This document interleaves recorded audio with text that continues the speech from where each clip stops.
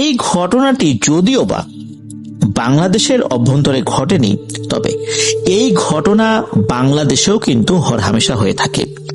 ঘটনাটি যেমন ভয়ের, ঠিক তেমনি আমাদের জন্য সতর্কতামূলকও বটে। চলুন ঘটনায় চলে যাই।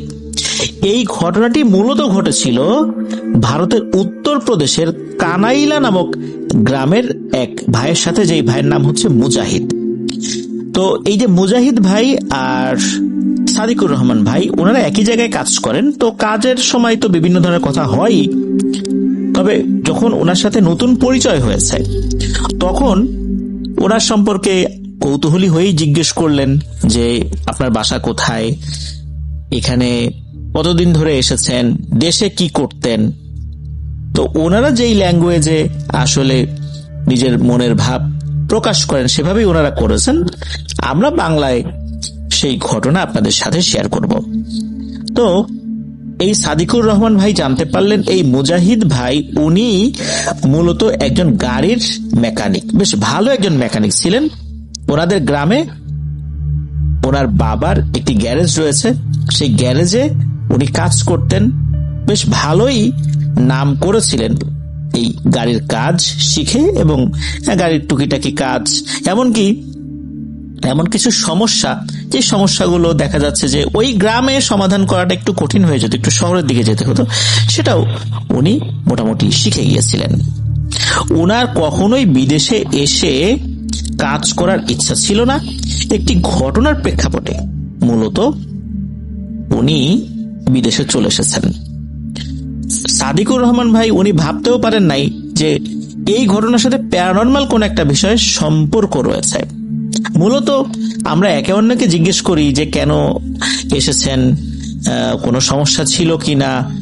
অনেকেই তো আসলে পারিবারিক বিভিন্ন চাপের কারণে চলে আসে, বিশেষ করে আর্থিক চাপ, এটার কারণেই তো সবাই প্রবাস জীবনে আসে, এটাই তো সত্য। কিন্তু কথা বলে জানা গেল আর্থিক চাপের কারণে এই মুজাহিদ ভাই বিদেশে আসেন নাই। তাহলে কি অন্য কোনো সমস্যা? হ্যাঁ, সেটা সামাজিক চাপের কারণে। তাহলে এই ঘটনাটা ভৌতিক বিষয়ের তালিকায় কেন আসলো, চলুন সেটাই এখন আপনাদের সাথে শেয়ার করছি। তো এই মুজাহিদ ভাই জানান যে ঘটনাটি খুব বেশি দিন আগের না, বছর খানেক আগের। ওনাদের ওই কানাইলা গ্রামেরই একজন মুয়াজ্জিন সাহেব, ওই মুয়াজ্জিন সাহেবের একজন মেয়ে ছিল।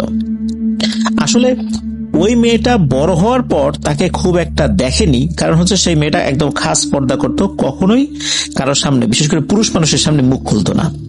তবে তাকে উনি বেশ অনেকদিন আগে দেখেছিলেন, তাই আন্দাজ করতে পারেন যে তার সম্পর্কে, তার চেহারা সম্পর্কে।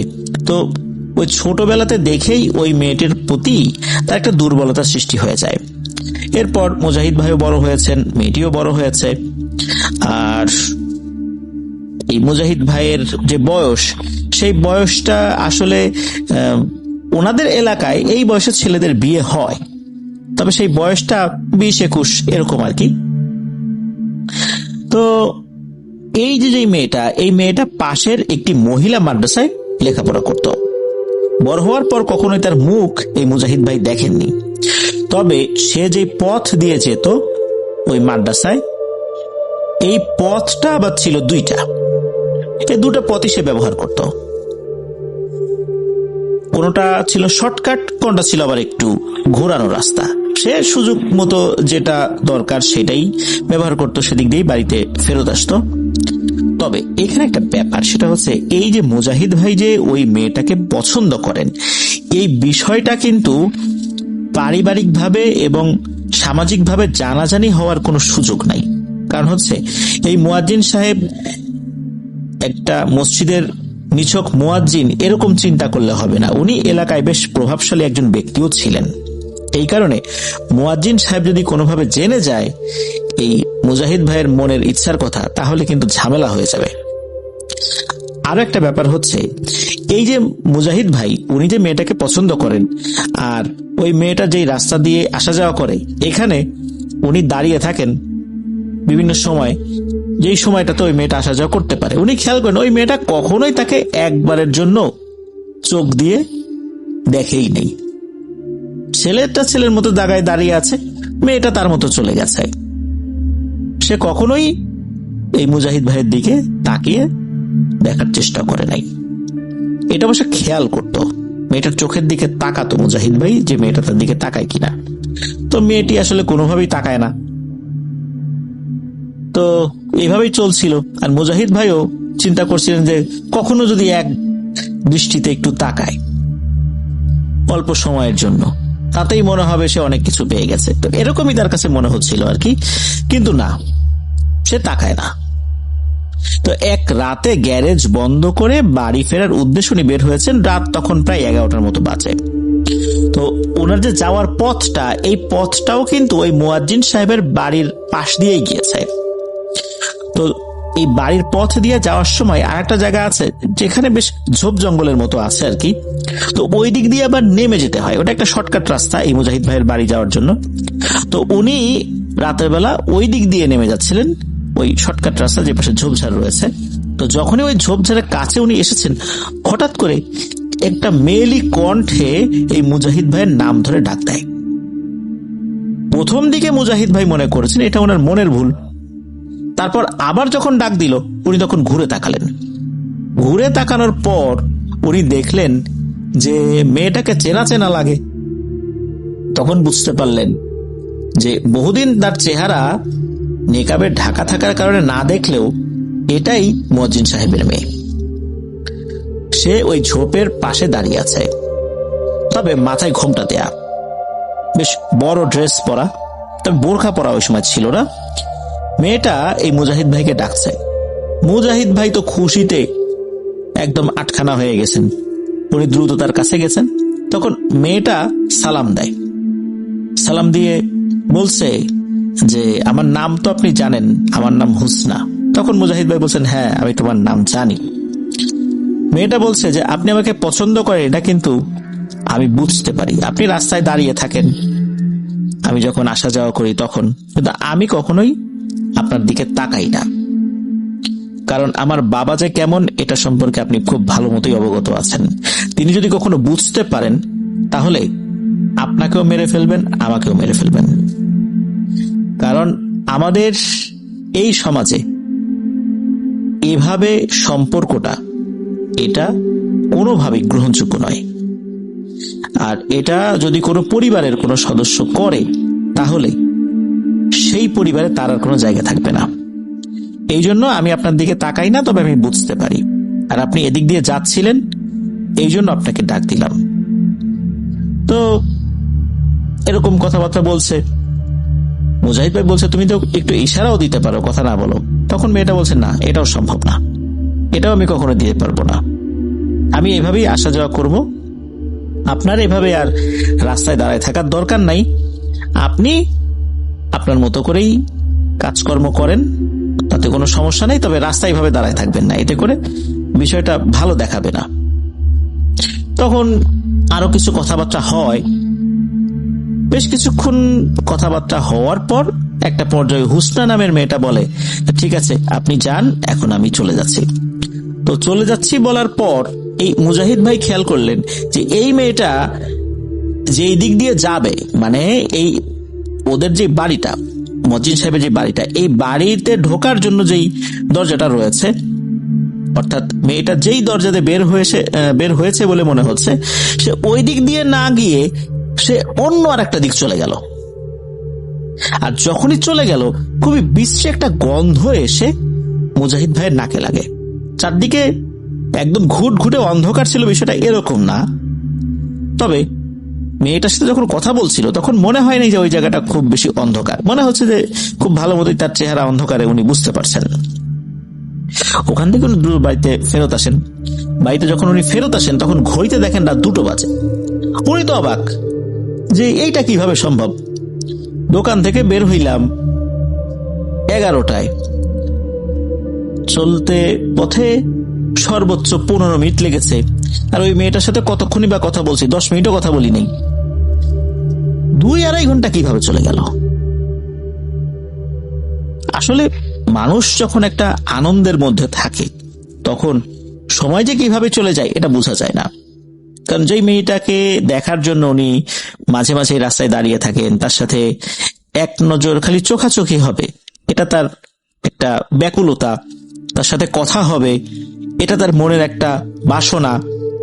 সেখানে যখন সরাসরি কথা হচ্ছে, সময় তো চলে যেতেই পারে, উনি তো ভেতরে ভেতরে অনেক খুশি। যাই হোক, উনি রাত্রেবেলা খাওয়া দাওয়া করে ঘুমিয়ে পড়েন।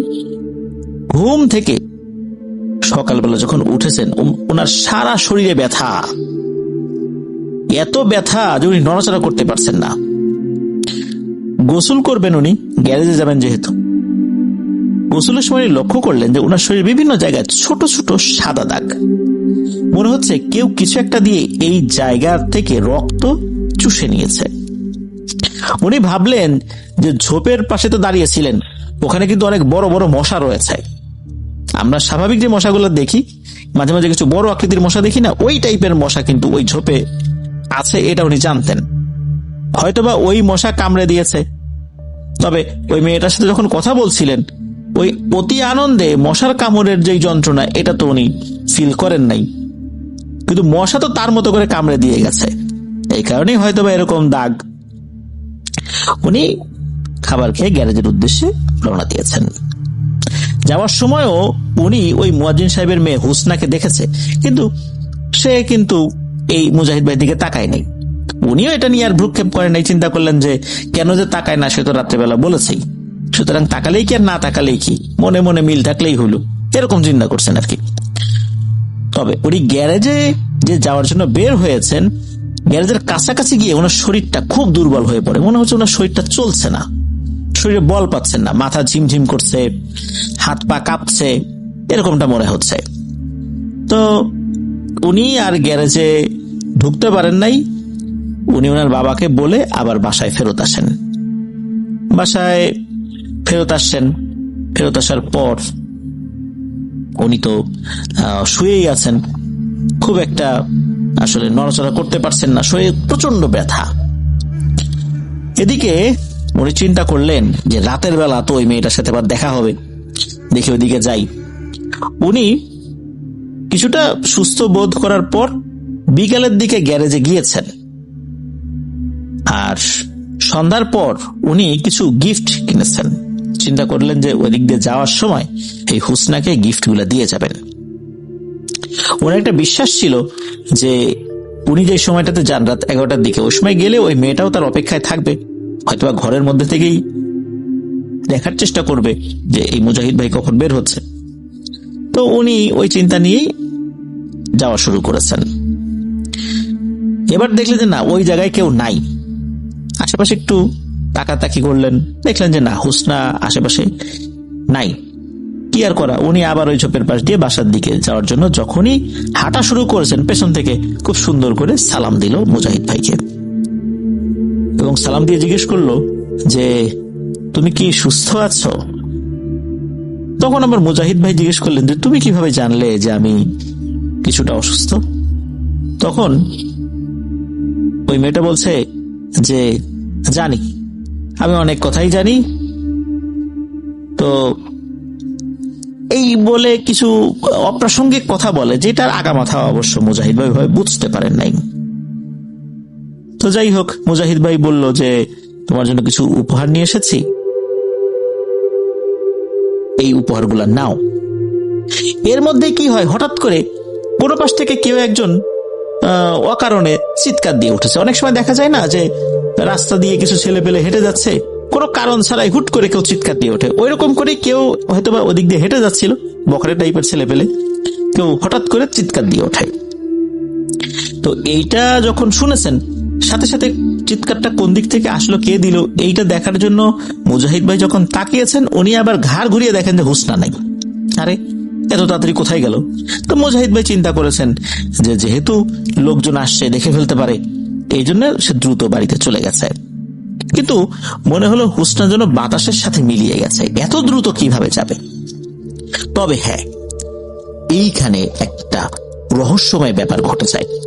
হুসনা যখন চলে গেছে বলে তার কাছে মনে হলো, তখন আরো একটা ফিল উনি করেন, সেটা হচ্ছে যে মানুষের শরীরের মধ্যে যদি কোনো সূচ ঢুকিয়ে দেওয়া হয়, বিশেষ করে আমরা যখন রক্ত শরীর থেকে বের করে দেই বা নেই, বিশেষ করে যারা রক্ত দেন বা রক্ত কখনো শরীরে নিয়েছেন, এই সূচগুলো কিন্তু বেশ মোটা হয়। এমনিতে রক্ত টানার যেই সূচ আর কোনো ব্যাগের মধ্যে রক্ত ভরা হচ্ছে কারো শরীর থেকে নিয়ে, সেইটা সূচ, এটা কিন্তু এক না। এই ধরনের সূচগুলো বেশ মোটা হয়। আর এই সূচগুলো যখন বের করে ফেলা হয় শরীর থেকে, তখন কিন্তু এক ধরনের অনুভূতি হয় যে ভেতর থেকে একটা সূচ বের হয়ে যাচ্ছে। এই মুজাহিদ ভাইয়ের কাছে মনে হলো এরকম বড় একটা সূচ টাইপের কিছু তার শরীর থেকে বের হয়ে গেল। এরপর ওনার আর কিছুই মনে নাই, উনি সেন্সলেস হয়ে গেছেন। ওনার যখন জ্ঞান ফেরে তখন উনি দেখেন উনি বিছানায় শুয়ে আছেন, ওনার মা ওনার পাশে বসা, মা কান্নাকাটি করছে। তখন উনি জিজ্ঞেস করে, কি হয়েছে, তোমরা কান্নাকাটি করছো কেন? তখন ওনার মা জানান যে 2 দিন পর নাকি এই মুজাহিদ ভাইয়ের জ্ঞান ফেরেছে। 2 দিন আগে রাত আনুমানিক 3টার পর হঠাৎ বাইরে থেকে কেউ একজন মুজাহিদ ভাইয়ের আব্বুর নাম ধরে চিৎকার চেঁচামেচি করছে। তখন ওনার আব্বু এবং আম্মু বাইরে গিয়ে দেখেন মুয়াজ্জিন সাহেব আর মুয়াজ্জিন সাহেবের ছেলে এই মুজাহিদ ভাইকে কোলে করে নিয়ে দাঁড়িয়ে আছেন। অনেক সময় আমরা কোনো মানুষকে 2 হাতে কিভাবে কোলে করি, ওইভাবে মুয়াজ্জিন সাহেবের ছেলে বেশ শক্ত সামর্থ্য একজন যুবক, সেই মূলত এই মুজাহিদ ভাইকে ওইভাবে ধরে রেখেছেন আর কি। তখন তাড়াতাড়ি করে এই মুজাহিদ ভাইকে তারা ঘরে নিয়ে আসেন, শুইয়ে দেন। এরপর ওই মুয়াজ্জিন সাহেব জানান যে উনি তাহাজ্জুদের নামাজ পড়ার জন্য উঠেছিলেন। ওঠার পর উনি দেখেন যে এই ঝোপের কাছে কেউ একজন পড়ে আছে, মনে হচ্ছে গোংরাচ্ছে। এটা দেখে উনি এগিয়ে যান। শুরুতে উনি ভূত প্রেত মনে করেছিলেন যে তাহাজ্জুদের নামাজের জন্য উঠলে আবার অনেক সময় দুষ্ট জিনেরা ভয় টয় দেখায়, এরকম কিছু কিনা, কিন্তু পরে মনে হলো না, এরকম কিছু না। এরপর উনি এগিয়ে গিয়ে দেখেন এই অবস্থা, এই মুজাহিদ ভাই পড়ে আছেন। তখন ওনার ছেলেকে ডাক দেন, ছেলে আসে, চিনে ফেলে যে এটা তো এই মুজাহিদ, আমাদের এই এলাকার ছেলে। তখন তাকে তুলে এই যে বাড়িতে নিয়ে আসছে। তো এই কথা যখন মুয়াজ্জিন সাহেবরা বলে গিয়েছেন যে এই অবস্থা, এরপরে যখন এই মুজাহিদ ভাইয়ের জ্ঞান ফিরেছে, জ্ঞান ফেরার পর তখন মুজাহিদ ভাই এই বিষয়টা ওনার মা বাবাকে বলেছেন। বলার পর মুয়াজ্জিন সাহেবকে ডাকা হয়, মুয়াজ্জিন সাহেব আসেন। আসার পর মুয়াজ্জিন সাহেব যখন এই কথাগুলো শোনেন, মুয়াজ্জিন সাহেব একদম থ হয়ে যান যে কি বলো তুমি, এটা তো অসম্ভব ব্যাপার। তুমি বলছো যে আমার মেয়ে রাতের বেলা তোমাকে ডেকেছে, পরপর 2 রাত ডেকেছে। আরে এই 2 রাত তো আমার মেয়ে বাড়িতেই নেই, সে তো তার নানার বাড়িতে বেড়াতে গেছে। আর তুমি দিনের বেলা কাকে দেখলা, রাতের বেলা কাকে দেখলা? এটা তো অসম্ভব ব্যাপার, সে তো নাই। নিশ্চয়ই এখানে জিন ঘটিত সমস্যা রয়েছে। তো মুয়াজ্জিন সাহেব টুকটাক ঝাড়ফুঁক জানতেন, তবে উনি বলে দেন যে জিন রিলেটেড রুকিয়া উনি করেন না বা এটা উনি ওইভাবে শেখেন নাই। তবে উনি যে মসজিদে মুয়াজ্জিন হিসাবে আছেন, সেই মসজিদের ইমাম সাহেব খুব ভালো রুকিয়া করতে পারেন। তো ইমাম সাহেবের সাথে মুয়াজ্জিন সাহেব কথা বলেন, ইমাম সাহেব আসেন, সবকিছু শোনেন। এরপর বলেন যে সন্ধ্যার পর এই রুকিয়াটা উনি শুরু করবেন। তো সন্ধ্যার পর অর্থাৎ মাগরিবের নামাজ শেষ করে ইমাম সাহেব আসেন। আর ইমাম সাহেব উনি কিছুটা সময় রুকিয়া করেই উনি বলেন যে ভয়ঙ্কর একটা ঘটনা ঘটে গেছে। সেটা হচ্ছে এই যে ছেলেটা অর্থাৎ এই মুজাহিদ ভাই, এই মুজাহিদ ভাইকে নাকি এক রক্ত খেকো পিশাচিনী ধরেছে। এর কাজই হলো মায়াজালে বন্দি করে শরীরের সব রক্ত খেয়ে মেরে ফেলা। আর দ্রুত যদি এই চিকিৎসা শেষ না করা যায়, শুরু তো করতেই হবে, কিন্তু শুরু করার পর আবার শেষও করতে হবে। যদি দ্রুত এটা শেষ না করা যায় তাহলে কিন্তু সব শেষ হয়ে যাবে, অর্থাৎ মুজাহিদ ভাইয়ের বাঁচানো আর সম্ভব হবে না। উনি রুকিয়া শুরু করেছেন। রুকিয়া করতে করতে করতে করতে হঠাৎ করে ওই দুষ্টু জিনটা এই মুজাহিদ ভাইয়ের শরীরে এসে ভর করে। খুব ভয়ঙ্কর এক মিশ্র কণ্ঠে ইমাম সাহেবকে বিশ্রীভাবে গালিগালাজ করতে শুরু করে। ইমাম সাহেব তো রুকিয়ার আয়াত পড়ছেন, পড়তে পড়তে মাঝে মাঝে এক মুষ্টি মাটি নিয়ে মুজাহিদ ভাইয়ের গায়ের উপর ছুঁড়ে মারছেন। আর সাথে সাথে মুজাহিদ ভাইয়ের ভেতরে থাকা ওই পিশাচিনিটা চিৎকার চেঁচামেচি করছে। একটা পর্যায়ে যখন মনে হলো যে ওই পিশাচিনিটা দুর্বল হয়ে পড়েছে, তখন ইমাম সাহেব জিজ্ঞেস করেন যে তুই কেন এই মুয়াজ্জিন সাহেবের মেয়ের সুরত ধরে এই ছেলেটার রক্ত চুষে নিচ্ছিস? তখন ওই পিশাচিনিটা বলে যে এই ছেলে আমার বাচ্চাদের খাবার। তখন ইমাম সাহেব আবার প্রশ্ন করে, তোর বাচ্চাদের খাবার মানে? তখন ওই পিশাচিনিটা বলে যে এই পিশাচিনির নাকি 2টি সন্তান আছে, আর এই পিশাচিনিটা যেই গোত্রের, এদের খাবারই নাকি রক্ত। এরা মানুষের রক্তও খায় কখনো কখনো, তবে পশু পাখির রক্তটাই নাকি এরা বেশি খায়।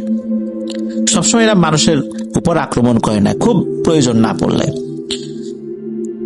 তখন এই পিশাচিনিটা জানায় যে এই পিশাচিনির 2 সন্তানকে রক্ত খাওয়ানোর জন্য একটা ছাগল সে পথ ভুলিয়ে তার দিকে নিয়ে আসছিল। কিন্তু হয়েছে কি, এই মুজাহিদ ভাই এই ছাগলটা দেখে ফেলে চিন্তা করছেন যে আরে এই ছাগলটা কার? এই ছাগলটা তো মনে হচ্ছে আমার পরিচিত ব্যক্তির। তো উনি আবার কি করছে, ওই ছাগলটার দড়িটা ধরে, গলার কাছে দড়িটা থাকে, ওই দড়িটা ধরে আবার মালিকের কাছে দিয়ে আসছে। এই জিনিসটা করার কারণে ওই পিশাচিনিটা তার সন্তানদেরকে ওই ছাগলের রক্ত খাওয়াতে পারেনি। এই কারণে মুজাহিদ ভাইয়ের উপর খুব ক্ষিপ্ত ছিল। তখন এই পিশাচিনিটা তার উপর নজর রেখেছে, আর যখন সে দেখেছে যে এই যে মুয়াজ্জিন সাহেবের মেয়ে যে হুসনা নাম, তার প্রতি সে দুর্বল আছে, ওই দিক দিয়ে যায়, ওই শর্টকাট রাস্তা দিয়ে যায়, ভালো রাস্তা রেখে ওই ঝোপের আড়াল দিয়ে, যদি এক নজর দেখা হয় রাতের বেলাতেও, এই সুযোগটাই কাজে লাগিয়েছে ওই পিশাচিনিটা। আর যতক্ষণ দাঁড়িয়ে দাঁড়িয়ে কথা বলেছে, ওই সময় তার শরীর থেকে রক্ত চুষে চুষে খাচ্ছিল ওই পিশাচিনি নিজেও এবং তার 2 সন্তান। আর দ্বিতীয় রাতে রক্ত চুষে খাওয়ার একটা পর্যায়ে এসে হঠাৎ করে কিছু ছেলে পেলে হই হুল্লোড় করে ওঠে, যার কারণে এই কাজটা ওরা করতে পারেনি, ওই অবস্থাতে ওখান থেকে চলে যায়। তবে ওই পিশাচিনিটা জানা যে প্রথম রাতেই নাকি এই মুজাহিদ ভাই শরীর থেকে অর্ধেক রক্ত চুষে খেয়ে ফেলেছে। পরের রাত্রে কিছুটা খেতে পেরেছে, ওই চিৎকার চেঁচামেচির কারণে আর শেষ করতে পারে নাই, না হলে ওইখানেই তার জীবন শেষ হয়ে যেত, পুরো রক্ত একদম শেষ করে দিত, তার শরীরে এক ফোঁটা রক্তও থাকতো না। পিশাচিনিটা আরো জানায় যে সামান্য রক্ত যতটুকু আছে এটাও আমরা খেয়ে ফেলবো, ওর বাঁচার আর কোনো উপায় নেই।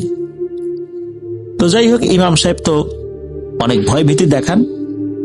একটা পর্যায়ে পিশাচিনিটা ছেড়ে যেতে রাজি হয়, বলে যে ও তো আমার টার্গেট করা ছাগল ও ওর ছাগলের মালিকের কাছে ফেরত দিয়ে দিচ্ছে, আমাকে ছাগল দিতে হবে, তাহলে আমি ভেবে দেখবো যে আসলে ওকে ছেড়ে যাবো কি যাবো না।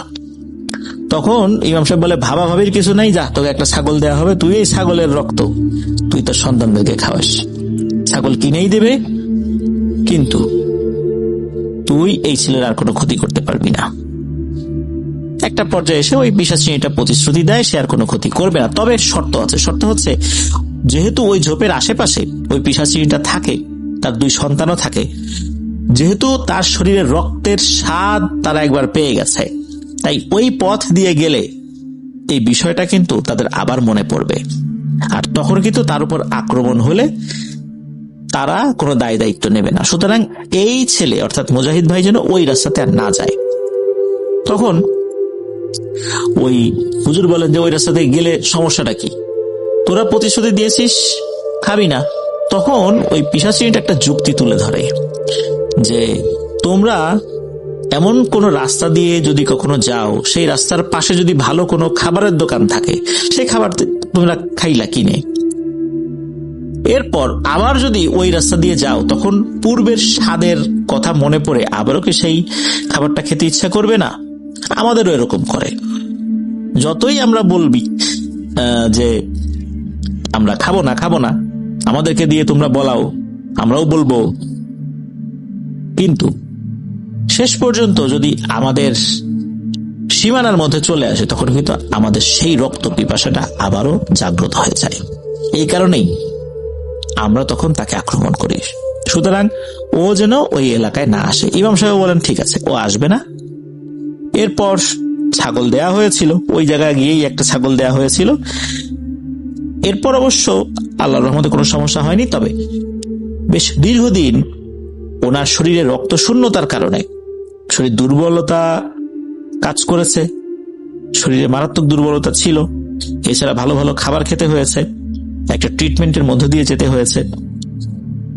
আর একটা বিষয়, উনি কেন বিদেশে আসলেন সেটা হচ্ছে যে এই যে হুসনা নামের মেয়েটা, এই হুসনা নামের মেয়েটা তো আসলে জানতো না যে এই ঘটনা ঘটছে। সেও তো ওই সময় বাড়িতে ছিল না। এলাকার লোকজন কিছু কানা ঘোষা শুরু করে দিল যে আরে সব এগুলা হলো ভাউতাবাজি। ওই মেয়েটাই কথাবার্তা বলছে, এখন এসব একটা জানাজানি হয়ে গেছে। এখন এই জিন ভূতের একটা গল্প সামনে নিয়ে এসে মানুষের চোখে ধুলো দেয়া, শাক দিয়ে মাছ ঢাকার চেষ্টা, এরকম কিছু একটা। তো এরকম কিছু মানুষ কানা ঘোষা শুরু করে, যেটা আসলে মোটেও সত্য ছিল না। তো এই বিষয়টা যখন এক কান দু কান হতে হতে বেশ কিছু মানুষ আলোচনা এমন ভাবে শুরু করেছে, যেটা কিন্তু ওই মুয়াজ্জিন সাহেবের কানে বারবার আসছিল।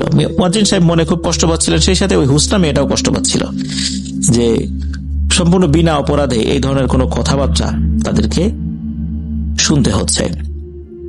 ইমাম সাহেব তো না, মুয়াজ্জিন সাহেব প্রচন্ড ক্ষিপ্ত হয়ে যান এই ছেলেটার উপরে। এই ছেলেটা কেন সে রাস্তায় দাঁড়িয়ে থাকতো, আর কেন সে এই পথ দিয়ে আসছিল? এই পথ দিয়ে না আসলে অন্য জায়গায় গিয়ে যদি ওই রক্তচোষা পেতনির আক্রমণের শিকার হতো, তাহলে তো তার মেয়ের এই কথাবার্তা শুনতে হতো না। যাই হোক, মুয়াজ্জিন সাহেব উনি এই মুজাহিদ ভাইয়ের পরিবারের সাথে কথা বলেছিলেন এবং অনুরোধ করেছিলেন যে উনি প্রচন্ড ক্ষিপ্ত হয়ে আছেন, উনি যে কোনো সময় একটা অঘটন ঘটিয়ে দিতে পারেন এই মুজাহিদ ভাইকে।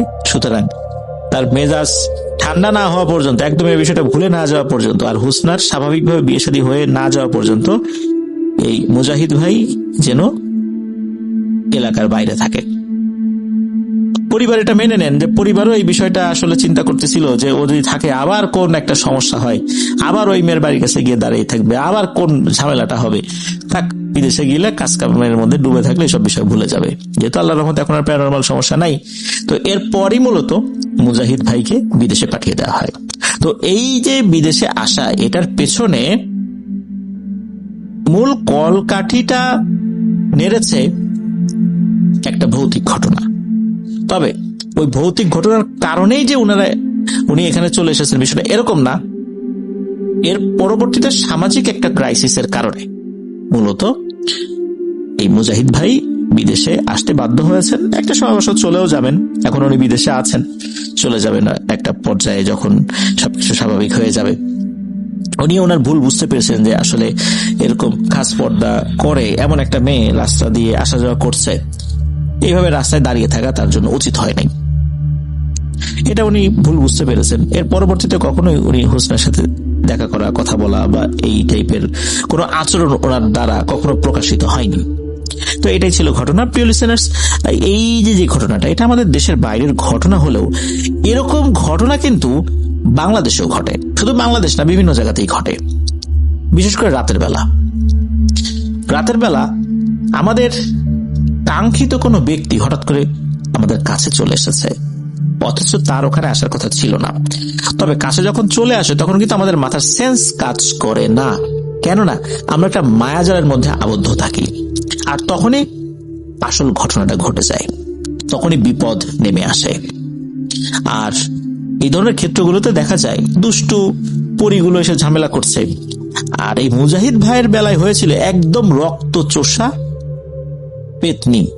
এখানে পেতনি শব্দটা ইউজ করা হয়েছিল, যার কারণে আমি কয়েকবার এই শব্দটা ইউজ করছি। বিশেষ করে ওই যে ইমাম সাহেব নিজেই এই শব্দটা ইউজ করেছিলেন। মূলত এরা খুবই ভয়ঙ্কর এক শ্রেণীর জিন, যারা বিভিন্ন প্রাণীর রক্ত খেয়ে থাকে। আর এদের খপ্পরে একবার পড়লে কোন শরীরের রক্তের স্বাদ যদি একবার পেয়ে যায়, ওই শরীরের শেষ রক্তবিন্দুটা চুষে নেওয়ার আগ পর্যন্ত এরা সহজে ক্ষান্ত হয় না, যদি না বিশেষ প্রক্রিয়া তাদেরকে তাড়ানো যায়। তো এটাই ছিল ঘটনা।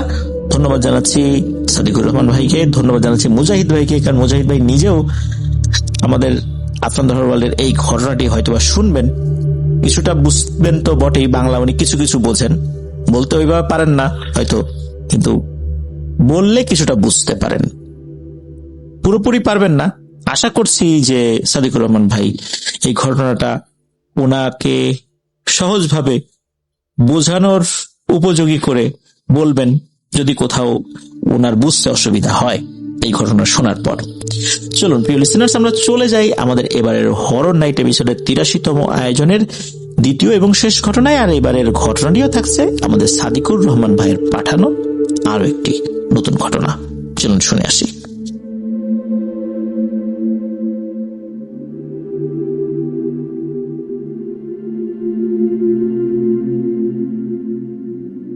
প্রিয় লিসেনার্স, চলুন শুরু করি আমাদের এবারের হরর নাইট এপিসোডের 83তম আয়োজনের দ্বিতীয় এবং শেষ ঘটনা। এই ঘটনাটি মূলত ঘটেছিল সংযুক্ত আরব আমিরাতের রাস আল খাইমা শহরের ফালাইয়াহ নামক গ্রামে, যে গ্রামের বেশ বড় একটা অংশ জনসাধারণের প্রবেশে নিষেধাজ্ঞা দেওয়া হয়েছে। এখানে বেশ কিছু পরিত্যক্ত খেজুর বাগান রয়েছে, আর এই বাগানগুলোর মধ্যে খেজুর গাছে পানি দেওয়ার জন্য অনেক পুরনো কিছু কুয়া রয়েছে। তবে এই কুয়াগুলো আর ব্যবহার করা পসিবল না, কারণ এই কুয়ায় কোনো পানি নেই, সব কুয়ায় শুকনো। তবে এর মধ্যে 7টা কুয়া রয়েছে। স্থানীয় যারা লোক আছেন, যারা স্থানীয় আরাবিয়ান, তারা এই 7টা কূপকে নাকি সাবা বেয়ার বলে, বা 7 কূপ এই নামে অভিহিত করেন। এখানে ঘটনাটা মূলত ঘটেছিল পাকিস্তানের এক ভদ্রলোকের সাথে, যার নাম হচ্ছে রাফি কাদির। সে পেশায় একজন ওয়েল্ডার ছিল। আর ওনার সাথে যে ঘটনাটি ঘটেছিল, এই ঘটনাটার সমাধান করার জন্য যিনি চেষ্টা করেছিলেন, উনি একজন রিনাউন্ড ইমাম সাহেব। আর ওনার কাজে যিনি সহযোগিতা করেছিলেন, তিনি হচ্ছেন এই যে মোহাম্মদ আশরাফ আলী, চট্টগ্রামের হাটহাজারীর। আর এই আশরাফ আলীর কাছ থেকেই এই পানিউমদা গ্রামের ওই ইমাম সাহেব, উনি ঘটনাটি শুনেছিলেন, পরবর্তী সাদিকুর রহমান ভাইকে বলেছিলেন। শুনুন, ঘটনায় চলে যাই। তো এই যে ফালাইয়া গ্রাম, এখানে বেশ বড় একটা কোম্পানি একটা উন্নয়ন প্রকল্পের টেন্ডার পায়। বেশ বিশাল জায়গা নিয়ে কিছু ভবন তৈরি করা হবে। একটা ভবন না, বেশ কিছু ভবন। এর মধ্যে একটা ভবন বা কয়েকটা ভবন পড়ে গেছে হচ্ছে এই পরিত্যক্ত খেজুর বাগানের জায়গায়। অর্থাৎ সেখানে খেজুর বাগানগুলো সাফ করে একদম কেটে ফেলে সেখানে নতুন করে ভবন তৈরি করা হবে। এই যে জায়গাটা, যেই জায়গাতে মূলত ভবনটা তৈরি করা হবে, এইখানে ছিল অনেক পুরনো 7টি কূপ। স্থানীয় আরবরাই মূলত এই 7টা কূপকে সাবা বেয়ার বলতো। এগুলো পরিত্যক্ত ছিল, এগুলো ব্যবহার করার উপযোগী ছিল না। তো এইখানে যখন কাজ মাত্র শুরু হয়েছে, তখন পুরনো যারা শ্রমিক রয়েছেন, তারা সবসময় বলতেন যে ওই বাগানের ভেতরে আমাদের যাওয়ার দরকার নাই, এক্সক্যাভেটর বা অন্যান্য যে মেশিনগুলো রয়েছে সেগুলো দিয়ে এটার অপারেটর গাছগুলো কেটে ফেলুক, সরিয়ে ফেলুক, আমরা এর ভিতরে না যাই, আমরা আমাদের অন্য কাজ করি। স্থানীয় আরবরা কিন্তু কাজ দেখতে আসতেন এবং শ্রমিকদেরকে বলতেন যে এখানে তোমরা কাজ করছো, বুঝে শুনে করছো তো? তোমাদের মালিকরা মনে হয় না বুঝে এখানে কাজে হাত দিছে, এইখানে অনেক সমস্যা আছে, এইখানে আমরা সাধারণত যাই না, সচরাচর লোকজন এর ভিতরে ঢোকেও না, তোমরা কেন এখানে কাজ করছো বুঝতে পারতেছি না, যাক আল্লাহর কাছে দোয়া করি সবকিছু ঠিকঠাক মতো চলুক। তো এইভাবে ওনারা বলতেন যে প্রয়োজন ছাড়া শ্রমিকরা যেন এলোমেলো ভাবে এই খেজুর বাগানের ভিতরে ঘোরাফেরা না করেন। যারা পুরনো শ্রমিক রয়েছেন তারা কিন্তু, যারা নতুন শ্রমিক, তাদেরকে বলতেন যে তোমরা এলোমেলো ভাবে ওই খেজুর বাগানের দিকে যেও না। যারা স্থানীয় লোকজন আছে তারা নিষেধ করে গেছে। এর মধ্যে একজন নতুন শ্রমিক, যিনি হচ্ছেন এই পাকিস্তানের রাফি কাদির, ওনার আবার এসবে বিশ্বাস খুব কম। উনি সবসময় কাজের ফাঁকে ওই খেজুর বাগানের ভিতরে ঢুকতে চাইতেন, কিন্তু ওই যে যারা পুরনো শ্রমিক, বয়স্ক শ্রমিক যারা আছে তারা নিষেধ করতেন, এই জন্য যেতেন না। একদিন হয় কি, দুপুরবেলা সবাই বিশ্রাম করছিলেন, একটু তন্দ্রাচ্ছন্ন ভাব সবার।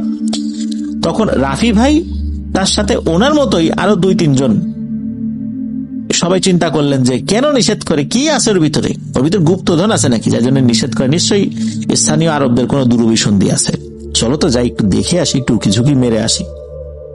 তো এই কয়েকজনের মধ্যে অবশ্য একজন একটু বয়স্ক ব্যক্তি ছিলেন, তারও আগ্রহ ছিল বিষয়টা নিয়ে। তো ওনারা ভিতরে ঢুকেছেন, মোটামুটি হাতে তাদের সময় ছিল। তো ওনারা যাওয়া শুরু করেছেন। প্রথমে একটা কূপ নজর আসে, সেটার ভিতরে তাকান, একদম স্বাভাবিক কূপের মতোই মনে হয়, একদম পানি শুকিয়ে গেছে, কিছুই নেই। এরপরে আর একটা কূপের কাছে গিয়েছেন, সেটার ভিতরেও তাকান, ওটা একদম স্বাভাবিক, আসলে ওখানে অস্বাভাবিক কোনো কিছু দেখছেন না। দিনের বেলা ওনারা ঘুরছেন ঘাটছেন, কিছুই তো ওনারা দেখতে পাচ্ছেন না। এইভাবে এক এক করে 5টা কূপ পেরিয়ে 6ষ্ঠ কূপের কাছেও গিয়েছেন। তখন একজন স্থানীয় পুরনো বয়স্ক বাংলাদেশি শ্রমিক থমকে যান। উনি বলেন যে না রে, আর যাওয়া যাবে না, সামনে 7 নম্বর কূপ, না যাই, কেমন যেন ভয় ভয় লাগতেছে, পরে আবার বিপদে পড়ে যাবে, এখানে কাজ করতে আসছি, পরে চাকরিটাই যাবে। উনি তখন বলেন যে সবাই চলো তো চলে যাই, অযথা বিপদ বাড়ায় লাভ নাই। তো 6 নম্বর কূপ পর্যন্ত এসে কোনো কিছুই তো ওনারা প্যারানরমাল কোনো বিষয় অনুভব করেন নাই। একটা কূপ তাহলে বাকি থাকবে কেন, এটা কেমন কথা? 6টা দেখলাম, 6টায় কোনো সমস্যা হলো না, একটাই বাকি থাকবে কেন? তখন কিছু শ্রমিক ওনারা চিন্তা করলেন যে এই একটা দেখলে সমস্যা কি হবে। বাংলাদেশি ওই শ্রমিকের কথা ওনারা প্রাথমিকভাবে শুনলেও মনের মধ্যে কিন্তু একটা বিষয় কাজ করছে যে এই কূপটা তো দেখবই। তো ওনারা যারা একসাথে বেশ কয়েকজন আসছিলেন, এনাদের মধ্যে বাংলাদেশি একজন, আর অন্যরা সবাই হচ্ছে পাকিস্তানের নাগরিক। আর পাকিস্তানের যারা নাগরিক ওইখানে ছিলেন, বিশেষ করে ওই যে বাগানের মধ্যে যে কয়জন ঢুকছেন আর কি কুয়া দেখার জন্য, এরা ছিল বেশ সুঠাম দেখি, খুব সাহসী, শক্তিশালী। এরা পাকিস্তানের পার্বত্য অঞ্চলে বসবাস করে। তাদের শক্তি অন্যান্য 8-10টা শ্রমিক, বিশেষ করে বাংলাদেশি শ্রমিক থেকে বেশ বেশি বলতে হবে। বেশ অনেক কাজ ওরা করতে পারে। ভয় ভীতি এদেরকে দেখিয়ে খুব একটা লাভ হলো না। যখন বাংলাদেশি শ্রমিক উনি এই বিষয়টা বললেন, ওনারা প্রাথমিকভাবে শুনলেন কিন্তু মেনে নিলেন না, চিন্তা করলেন যে 7 নাম্বারটা দেখতেই হবে। তবে এখন যেহেতু একজন বয়স্ক শ্রমিক একটা কথা বলেছে, এখন তো তার কথার আসলে অবাধ্য হওয়া যাবে না, এটা হওয়া ঠিকও হবে না। যেহেতু বয়স্ক হিসাবে সে এই টিমের নেতৃত্ব দিচ্ছে, আমির বলতে হবে আর কি, যে কয়েকজন ভিতরে আসে তার কথাটা শুনতে হবে। আমিরের আনুগত্য করাটাও গুরুত্বপূর্ণ একটা জিনিস। তো ওই সময়ের মতো তারা ফেরত আসলেও এই যে রাফি ভাই, তার মনের মধ্যে আগ্রহ কিন্তু আরো বেশি গুণ বেড়ে যায়। উনি তখন কি করছেন, আর একজন প্রবীণ মিশরীয় শ্রমিককে জিজ্ঞেস করেছেন, আচ্ছা বলো তো ভাই, এখানে সবাই খালি নিষেধ করে কেন চাইতে? দেখলাম তো একদম সব শুকনা কূপ, ভিতরে কিছুই নাই, পাতা টাতা পড়ে আছে, কি একটা অবস্থা, তো এইখানে গেলে কি হয়? জবাবে ওই মিশরীয় ভদ্রলোক বলেছিল যে ভাই ধীরে বলো, ধীরে বলো, আস্তে বলো, এই কূপটা মানে 7 নাম্বার কূপটা, এইটা আমরা শুনছি জিনের কূপ, এর ভিতরে জিন থাকে, ওদিকে কেউ তাকায় না। আর ওই যে অন্যান্য কূপ, ওগুলো তো জিন থাকে, তবে 7 নাম্বার কূপটা খুব ভয়ঙ্কর। তো রাফি একথা শুনে বেশ হেসেছিল, বলে আরে কি সমস্ত কুসংস্কার, তোমরা এখন এই আরবে বসবাস করে সেই 1000 বছর আগের কুসংস্কার নিয়ে গেছো, জাহিলিয়াতি যুগের কুসংস্কার, এ কি হয় নাকি? সংযুক্ত আরব আমিরাত কত উন্নত হয়ে গেছে, আর তোমরা এখন এগুলা নিয়েই আসছো।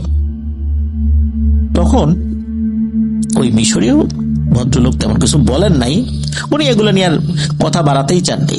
ওনার কথা ছিল যে আমার বলার দরকার বললাম, কেউ বিশ্বাস করলো না করলো সেটা তার ব্যাপার।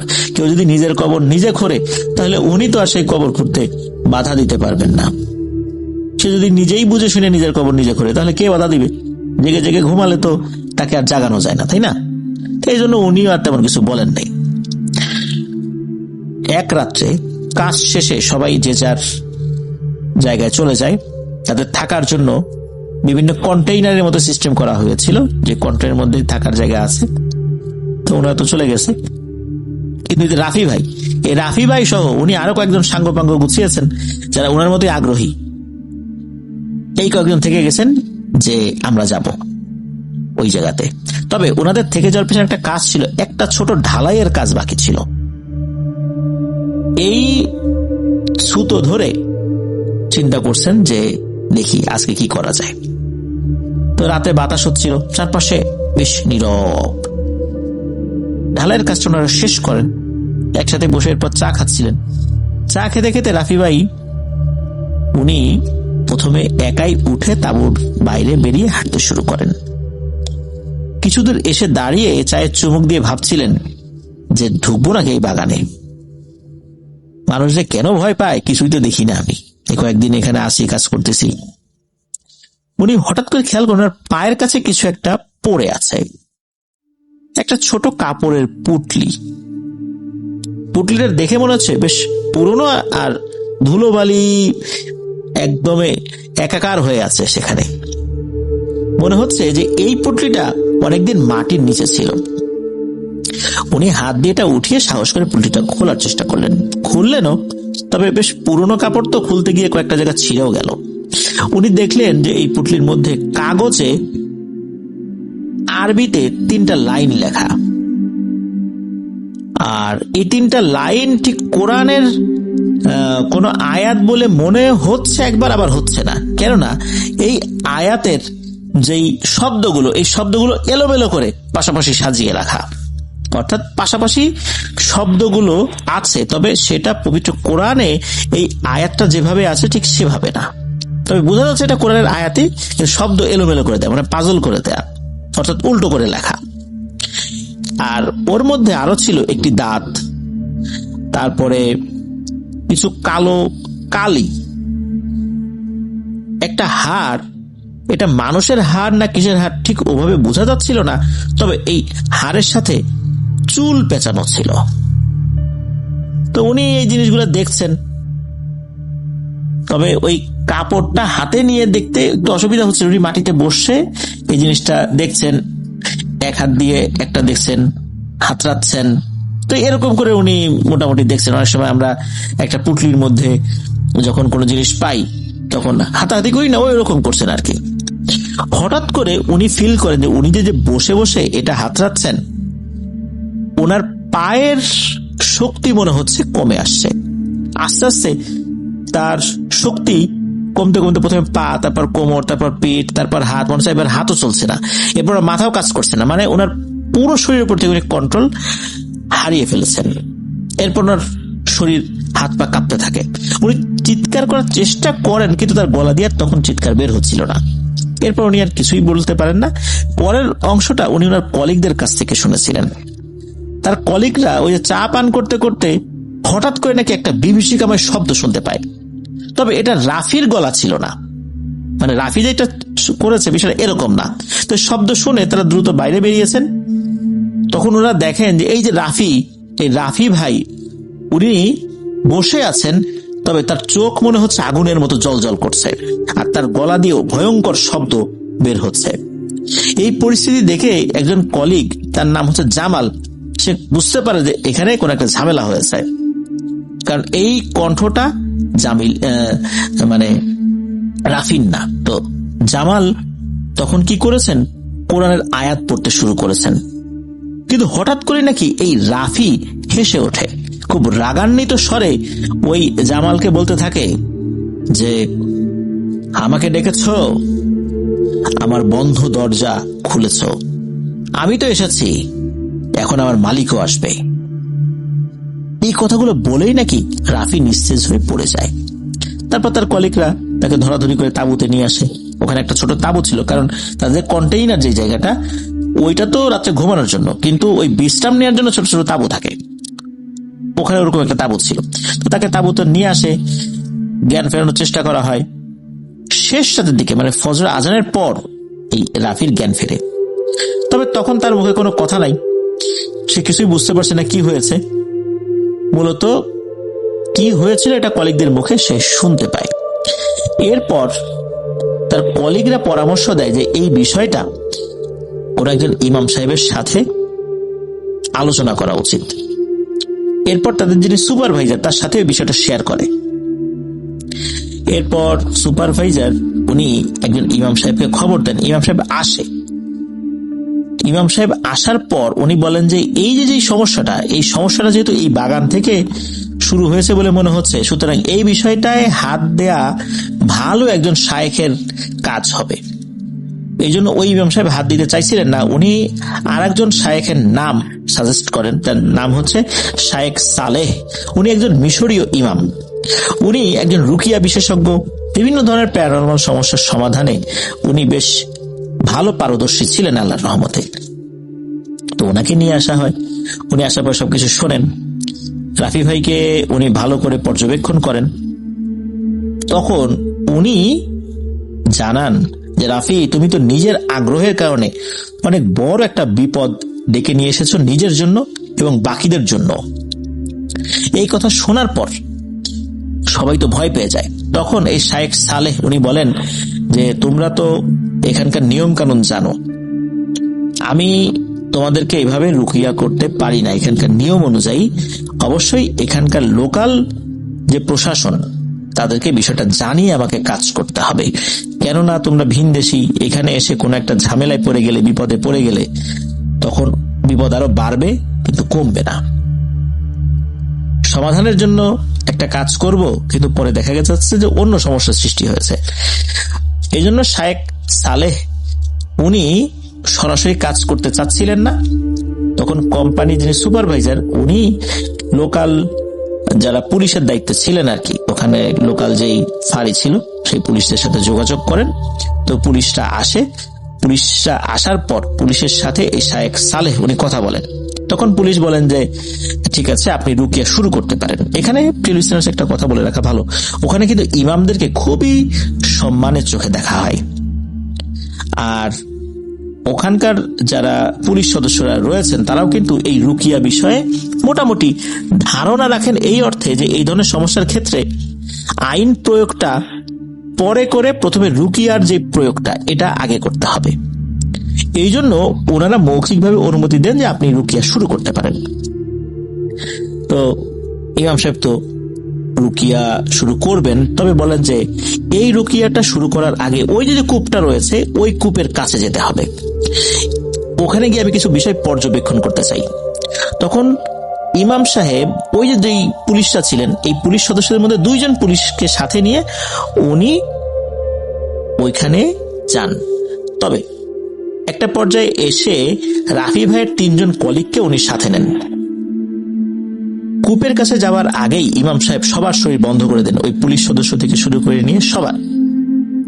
তারা একে একে 6টা কূপ পার হয়ে 7 নম্বর কূপের কাছে যাওয়ার পর দেখেন যে এই কূপটা অন্য কূপের মতো না। এই কূপের উপর একটা ঢাকনা দেয়া আছে। এই ঢাকনাটা টিন জাতীয় কোনো কিছু বা লোহা জাতীয় কোনো কিছু ঢাকনা, যেটা একদম জং পড়ে অবস্থা খারাপ হয়ে গেছে, জায়গায় জায়গায় ছিদ্র হয়ে গেছে জং পড়ে। তো ওই ঢাকনাটা ওনারা সরান। এরপর দেখতে পান যে এই কুয়াটা আসলে খুব বেশি গভীরও না, অল্প গভীর। এর মধ্যে বেশ পুরনো একটা কাঠের বক্স রয়েছে, সেটা তোলা হয়। অনায়াসেই তারা তুলতে পারেন। একজন লাফ দিয়ে নামেন, অনায়াসে সেটা তুলে ফেলেন। এটা একদম হালকা একটা ছিল আর কি বক্স। তো সেই বক্সটা খোলা হয়, দেখা গেল ওর মধ্যে একটা রেজিস্টার খাতা রয়েছে, ওর ভিতরে আরবিতে অনেক কিছু লেখা রয়েছে। বিভিন্ন ডকুমেন্টস বা কোনো ইনফরমেশন এখানে লেখা, বিশেষ করে একটা রেকর্ড বই যদি যেটা থাকে সেটা হচ্ছে যে সেখানে বিভিন্ন ধরনের তথ্য লেখা থাকে। ওখানে একটা জায়গায় বিশেষ করে সর্বশেষ একটা লাইন যেটা লেখা ছিল যে 1978 সাল আরবিতে লেখা ছিল। ওখানে আরবিতে আর একটা শব্দ লেখা ছিল, সেটা হচ্ছে মোতাওয়াক্কেল। এই মোতাওয়াক্কেল শব্দটা লেখা ছিল। আর এর ভিতরে দেখা যাচ্ছে যে একটা কাগজ, মনে হচ্ছে এটা একটা চুক্তিপত্র, তবে এই চুক্তিপত্রটা আরবিতে লেখা। ইমাম সাহেব ওইটা পড়ে বেশ অবাক হয়ে যান, কেননা এই চুক্তিপত্রটা কোনো মানুষের সাথে মানুষের চুক্তিপত্র ছিল না, এটা ছিল জিনের সাথে এক চুক্তিপত্র। যাই হোক, এসব কিছু নিয়ে ইমাম সাহেব চলে আসেন রাফি ভাইয়ের কাছে। ইমাম সাহেব বলেন যে এখানে যে চুক্তিপত্রটা রয়েছে, এই চুক্তিপত্রটা যেই জিনের সাথে করা হয়েছিল এটা কোনো সাধারণ জিন না। এই মুহূর্তে রাফির ভেতরে ভয়ঙ্কর এক জিন রয়েছে, আর এই জিনেরা সাহারা মরুভূমির গভীরতম স্থানে থাকে, যেখানে আশেপাশে কয়েকশো কিলোমিটারের মধ্যে কোনো প্রাণী দেখা যায় না, মানুষ তো দূরের কথা। আর এই সাহারা মরুভূমির গভীর এই অঞ্চলে এক শ্রেণীর জিনেরা বসবাস করে। এরা এতটা শক্তিশালী আর কালো জাদুতে পারদর্শী, অনেক তান্ত্রিক কবিরাজ এদেরকে আহ্বান করে রক্ত উৎসর্গ করার মাধ্যমে। এরা মানুষকে নিজেদের জন্য আসলে বলি মনে করে, যে মানুষদেরকে ধরে ধরে বলি বানাবো। আর কিছু কিছু মানুষ যারা তন্ত্রবিদ্যায় পারদর্শী, তাদের কাছে এরা আসা যাওয়া করে, তবে একদম বশীভূত হয় না। ধরুন যে একজনের সাথে একটা কাজের চুক্তি হয়েছে, কোন একটা কোম্পানির সাথে কোন একজন ব্যক্তির চুক্তি হয়েছে যে ওই কোম্পানি ওই ব্যক্তির কোন একটা ভবন তৈরি করে দেবে। ভবন তৈরি শেষ, কোম্পানিও চলে যাবে, আর এই কাজটা করার জন্য ওই কোম্পানির যে চাহিদা সেটা ওই মালিক পূরণ করবে, এটাই। তো এই যে গোত্রটা, এই গোত্রটা কারো আসলে বশীভূত হতে চায় না, কোন একটা নির্দিষ্ট চুক্তি করে, এই চুক্তির মাধ্যম দিয়ে তারা যেটা চায় সেটা নিয়ে নেয়, আর এই চুক্তিতে যে কাজ তাদেরকে করতে বলা হয়েছে সেটা করে তারা চলে যায়। এভাবেই এরা করে। তো যাই হোক, ইমাম সাহেব এই বিষয়গুলো বলেন। ইমাম সাহেব এরপর রুকিয়া শুরু করেন। রুকিয়া যখন শুরু হয়েছে, শুরু হওয়ার কয়েক মিনিটের ভেতরেই রাফির গলা কেঁপে ওঠে, চোখগুলো লাল হয়ে যায়। কিছু জিজ্ঞেস করার আগেই রাফি বলতে থাকে, তোমরা কূপের ভেতরে তাকিয়েছ না? আমি তো কিছুই না, আমি তো আমার মালিকের দাস মাত্র। সে পূর্ণিমাতে আসবে, তবে আর একটা শরীর নিয়ে সে আসবে। ইমাম সাহেব বলেন, কে আসবে? রাফির ভিতরে থাকা জিনটা বলে ওঠে, তার কোনো নাম নাই, সে নামহীন, সে এই কূপের নিচে ঘুমিয়ে আছে। তবে তার নাম আছে, তবে তার নাম উচ্চারণ নিষিদ্ধ, তোমরা তার নাম জানো না। জাস্ট এতটুকুই বলছে রাফির ভেতরে থাকা ওই ভয়ঙ্কর জিনটা। এরপর ইমাম সাহেব আরো অনেক চেষ্টা করেন রুকিয়ার মাধ্যমে জিনটাকে হাজির করার জন্য, কিন্তু না, কিছুই হলো না। জিনটা আর হাজিরই হলো না, ওই অল্প একটু কথাই শুধু বলল আরবিতে, এরপরে চলে গেল। ইমাম সাহেব বুঝতে পারলেন এখন আর তেমন কাজ হবে না। তখন উনি বলেন যে উনি আগামীকাল আবার আসবেন। উনি এটাও বলে যান যে রাফিকে সবসময় চোখে চোখে রাখতে হবে, যেন এখন এই কয়েকদিন সে যেন বাইরে না যায়। বাইরে সে যেতে পারে, তবে একা একা যেন না যায়। এরপর পুলিশের পরামর্শ অনুযায়ী যিনি সুপারভাইজার, উনি ওই মসজিদের পাশেই একটি খালি রুমে রাফিকে তালাবদ্ধ করে রাখেন। তালাবদ্ধ করে রাখার উদ্দেশ্য হচ্ছে রাফির জন্য ক্ষতি না হয়, কারণ ওই জিনটা কোনো না কোনো ভাবে রাফিকে বাইরে বের করে নিয়ে যেতে পারে। এই জন্যই তালাবদ্ধ করে রাখা হয়েছে। রুকিয়া পুরোপুরি শেষ না হওয়া পর্যন্ত ইমাম সাহেব যেটা বলবেন ওটাই করতে হবে। তো যাই হোক, ইমাম সাহেব মসজিদে গিয়ে বেশ কিছু আমল করেন, এবং উনি ওনার পরিবারের সাথেও কথা বলেছিলেন যে ওই রাত্রে উনি আর বাসায় আসবেন না, মসজিদে থাকবেন। মসজিদে এসে এই যে আশরাফ আলী হুজুর, যিনি খতিব নন, মাঝে মাঝে কোনো ওয়াক্ত নামাজ পড়েন আর কি, তবে ওই মসজিদের ইমাম, এই আশরাফ আলী হুজুরকে উনি ডাকেন এবং মসজিদের যিনি ক্লিনার রয়েছেন তাকে ডাকেন। উনি বলেন যে আমি আজকে এই মসজিদের ভেতরেই থাকবো, আপনারা জেনে রাখুন যে আমি ভেতরে আছি, আশেপাশেই থাকবেন। এরপর মসজিদের ভেতরে ঢুকে উনি 2 রাকাত সালাত আদায় করেন। তার কাছে থাকা 2জন জিনকে উনি ডাকেন এবং তাদেরকে এই বিষয়ে খোঁজ নিতে বলেন যে রাফির সমস্যাটা আসলে কেন হয়েছে, আর ওই জিনটা এসে যে কথাগুলো বলছে, একজন নামহীন জিন রয়েছে, সে আসলে কে, ব্যাপারটা আসলে কি। মূলত এই জিন দুটা ইমাম সাহেবের বশীভূত করা কোনো জিন না, এরা ছিল ইমাম সাহেবের ছাত্র। ইমাম সাহেবের কাছে এসে বিভিন্ন বিষয় তারা শিখত। তো কিছুক্ষণের মধ্যে তারা খোঁজ নিয়ে চলে আসে। তারা এসে ইমাম সাহেবকে জানায় যে এই খেজুর বাগানে আরো একজন বেশ বয়োবৃদ্ধ জিন রয়েছে, সে খুব ভালো আল্লাহওয়ালা জিন, সে মানুষের কোনো ক্ষতি তো করেই না, পারতপক্ষে উপকার করার চেষ্টা করে। তো সে কিছু তথ্য দিয়েছে। সেই তথ্যগুলো কেমন, অনেক আগে এই এলাকায় নাকি এক তান্ত্রিক ছিল, জাদুকর ছিল, তার নাম হচ্ছে মোতাওয়াক্কেল। এই মোতাওয়াক্কেল ছিল সাহারা অঞ্চলের, অর্থাৎ আফ্রিকার সাহারা অঞ্চলে তাম্বারি নামক একটা গোত্র রয়েছে। এই তাম্বারি গোত্রের বংশধর। এই তাম্বারি গোত্রের বংশধরেরা বা এই গোত্রের লোকেরা এরা নাকি এখনো কালো জাদু এবং পিশাচ সাধনায় খুবই কুখ্যাত হয়ে আছে। এই তান্ত্রিকের, অর্থাৎ এই মোতাওয়াক্কেল তান্ত্রিকের উদ্দেশ্য ছিল এক ভয়ঙ্কর পিশাচকে দাস বানানো। এই বাগানের 7ম নম্বর কূপে, অর্থাৎ 7ম কূপে এক পূর্ণিমা রাত্রে একটা মানুষকে সে বলি দিয়েছিল, মানুষের রক্ত উৎসর্গ করেছিল। একটি আয়নার টুকরো মাটিতে পুঁতে সেখানে পবিত্র কোরআনের 3টা আয়াত, যেই আয়াতের শব্দগুলো এলোমেলো, এটাও একটা জাদু, এইভাবে করে সে আহ্বান করতে থাকে এক নামহীন পিশাচকে। মানে এমন এক পিশাচ যার কোনো নাম সে জানে না, সে ডাকছে যে আসো, তুমি যেই হও আসো, এইভাবে আর কি। মানে কে আসবে সে, তার নাম সে জানে না। তার ঘন ঘন ডাকে এক পর্যায়ে সাড়া দেয় এক ভয়ঙ্কর পিশাচ, যার প্রধান খাবারই মানুষের রক্ত।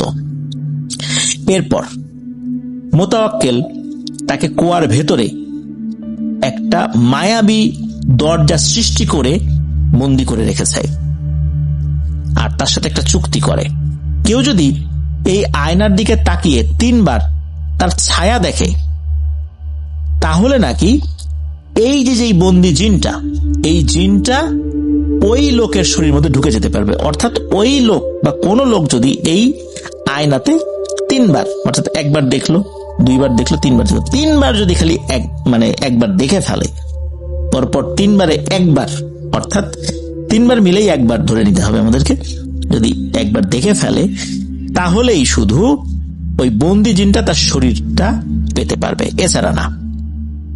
আর এটাকে বন্দি করাটা, এটা কেন? কারণ হচ্ছে পিশাচ বন্দি করাটাও নাকি এই তাম্বারি গোত্রের নিজেদের শক্তিমত্তার পরিচায়ক।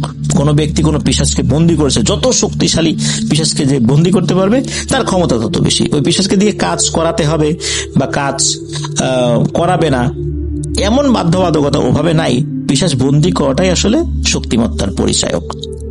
তো ওই কারণেই, অনেকটা সে কারণেই বলতে হবে যে ওই পিশাচকে সে বন্দি করেছিল।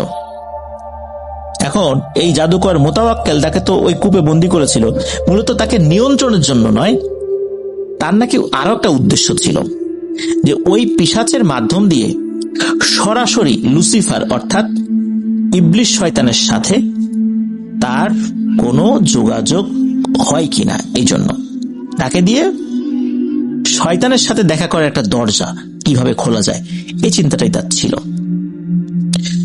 ওখানে যখন ওই নামহীন পিশাচটা আটকা পড়ে যায়, এরপর ওই কূপটাই হয়ে যায় একটা শয়তানি আস্তানা। সময়ের সাথে মোতাওয়াক্কেল মারা যায় তারই পালিত এক জিনের হাতে। কেন, কিভাবে মোতাওয়াক্কেল মারা গিয়েছিল এই বিষয়টা আসলে জানা যায় না, এটা জানতে পারেন নাই সেই আশরাফ আলী হুজুর। তবে কিভাবে ওই জিনটাকে মুক্তি দেয়া যাবে, আর এই রাফি ভাইকে অন্য আর একটা জিন যে অন্য কোনো ভাবে এসে ঢুকেছে আর কি, মেইন জিনটা তো বেরই হয় নাই এখনো, কিভাবে তাকে সুস্থ করা যায় এই বিষয়ে তার ছাত্র জিনের কাছ থেকে কিছু রুকিয়া জেনে নেন, রুকিয়ার পদ্ধতিটা শিখে নেন। এক একটা ধরনের জাদুর ক্ষেত্রে নাকি এক এক ধরনের রুকিয়া রয়েছে। বিশেষ করে মিশরে যেহেতু জাদুর চর্চাটা বেশি, এই কারণে সেখানে রুকিয়ার পদ্ধতিরও নাকি ভিন্নতা রয়েছে। এই জন্য এক এক ধরনের জাদুর ক্ষেত্রে এক এক ধরনের রুকিয়া করতে হয়। যাই হোক, উনি তো এগুলো শিখেছেন। এরপর উনি রাফিকে দেখতে যান রুকিয়ার উদ্দেশ্যে। রাফিকে তো মসজিদের পাশের একটি রুমে তালাবদ্ধ করে রাখা হয়েছিল।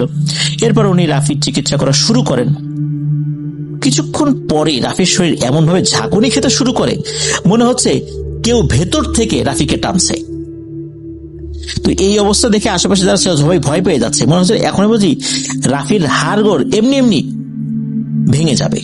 রাফির শরীর যেভাবে দুলছে, এতে কারো শরীরের হাড় আস্ত থাকার কথা নয়।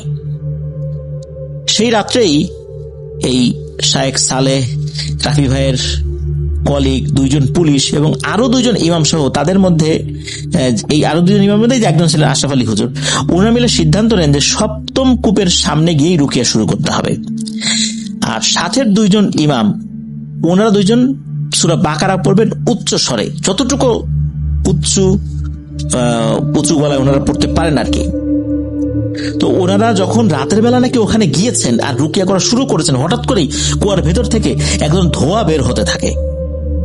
এটা দেখে শায়েখ সালেহ উনি কোরআনের কিছু আয়াত তেলাওয়াত করা শুরু করলেন। হঠাৎ কূপের মুখ থেকে সাদা ধোঁয়া বেরোচ্ছিল প্রথমে, এরপর কালো ধোঁয়া বের হতে থাকে, আর ধোঁয়ার ভেতর থেকে একটি ছায়া গড়ে ওঠে, কিন্তু এর কোনো মুখ নাই, চোখ নাই, মানে একটা ছায়ার মতো আর কি। মুখ চোখ কিছু বোঝা যাচ্ছে না, চোখ যে জল জল করছে বিষয়টা এরকমও না। সে ওই ধোঁয়াশার মধ্যে দাঁড়িয়ে থেকেই বলে, তোমাদের এসব কোনো কিছুকে আমি ভয় করি না। তোমরা মনে করছো যে ওই দরজার ভেতর থেকে যে বের হয়ে আসছে সে আমি? না, আমি না, সে আমি নয়, সে আমার মালিক। সে খুব শীঘ্রই বের হয়ে আসবে আর তোমাদের ধ্বংস অনিবার্য। এই বলে নাকি বিভিন্ন ধরনের অদ্ভুত ভয়ঙ্কর রকমের শব্দ করতে থাকে। রাফি ভাইয়ের যে কলিগরা সেখানে ছিল তারা ভয়ে সেখান থেকে পালিয়ে যাওয়া শুরু করে। কিছুদূর গিয়ে একজন জ্ঞান হারায়। আর এই যে 2 জন পুলিশ কর্মকর্তা, এরাও মারাত্মক ভয় পেয়েছে। এরা রাফি ভাইকে কোনো মতো করে চেপে ধরে রেখেছে। তারাও নিজেদের মতো করে যে যে আয়াত জানতো তারা সেটা পাঠ করতে থাকে। তখন নাকি ওই পিশাচটা বলতে থাকে, তোমরা একটা দরজা বন্ধ করলে অন্য দরজা দিয়ে সে ফেরত আসবে। একটা শরীরের দরজা বন্ধ করলে 1000টা শরীরের দরজা খুলে যাবে। আমাদের রক্ত চাই, রক্ত। আমার প্রভুর আরো অনেক রক্ত লাগবে। তোমরা একটা ফাঁদে পড়ে গেছো এবং জেনে শুনে সেই ফাঁদে পড়ে গেছো। এই ফাঁদ থেকে বাঁচার সহজ উপায় কিন্তু আসলেই নাই। এই সমস্ত কথা কিন্তু ওই ভয়ঙ্কর দুষ্টু জিনটা বলছে। আসল জিনটা কিন্তু বের হয়নি। শায়েখ সালেহ এক হাতে কোরআন মাজিদ পড়ছেন, অন্য হাতে জমজমের পানি ছিটাচ্ছেন রাফির গায়ে, আর ওই যে ধোঁয়া যেদিকে ওই দিকটাতে। একটা পর্যায়ে এসে ওই পিশাচটা আর ভালো করে কথা বলতে পারছে না, বোঝা যাচ্ছে পিশাচটা দুর্বল হয়ে যাচ্ছে। তখন নাকি ওই পিশাচটা বলে ওঠে যে তোমরা কোথায় পানি ছিটাচ্ছ? আমি তো শুধু ছায়া মাত্র, এটা আমার আসল শরীর না। আমি যদি আমার ছায়া হয়ে তোমাদের সাথে সরাসরি কথা বলতে পারি তাহলে বুঝতে পারছো যে আমার মালিক কত শক্তিশালী। উনি এই কূপের নিচে ঘুমন্ত অবস্থায় আছেন, সে ঘুমিয়ে আছেন শান্তির ঘুম। আমি রাফিকে তার নামে উৎসর্গ করব, এরপরই তার ঘুম ভাঙবে। তো যাই হোক, এইভাবে অনেক আধ্যাত্মিক কথা ওই জিন বলছে। তার কথার অনেক কিছুই বোঝাও যাচ্ছে না, ওখানে যারা ছিলেন তারাও বুঝতে পারছেন, তবে ভয় পাচ্ছেন সবাই খুব মারাত্মক। কিছু কিছু কথা ইমাম সাহেব বুঝতে পারছিলেন, তবে সব কথা বুঝতে পারছিলেন না, কারণ অনেক কথার অর্থ আসলে কি হবে এটা ওভাবে বোঝা যাচ্ছিল না। এটা ব্যাখ্যা সাপেক্ষ আর কি। ওই অবস্থাতে তো আসলে এইসব বিষয়ে তাদেরকে জিজ্ঞেসও করা যায় না।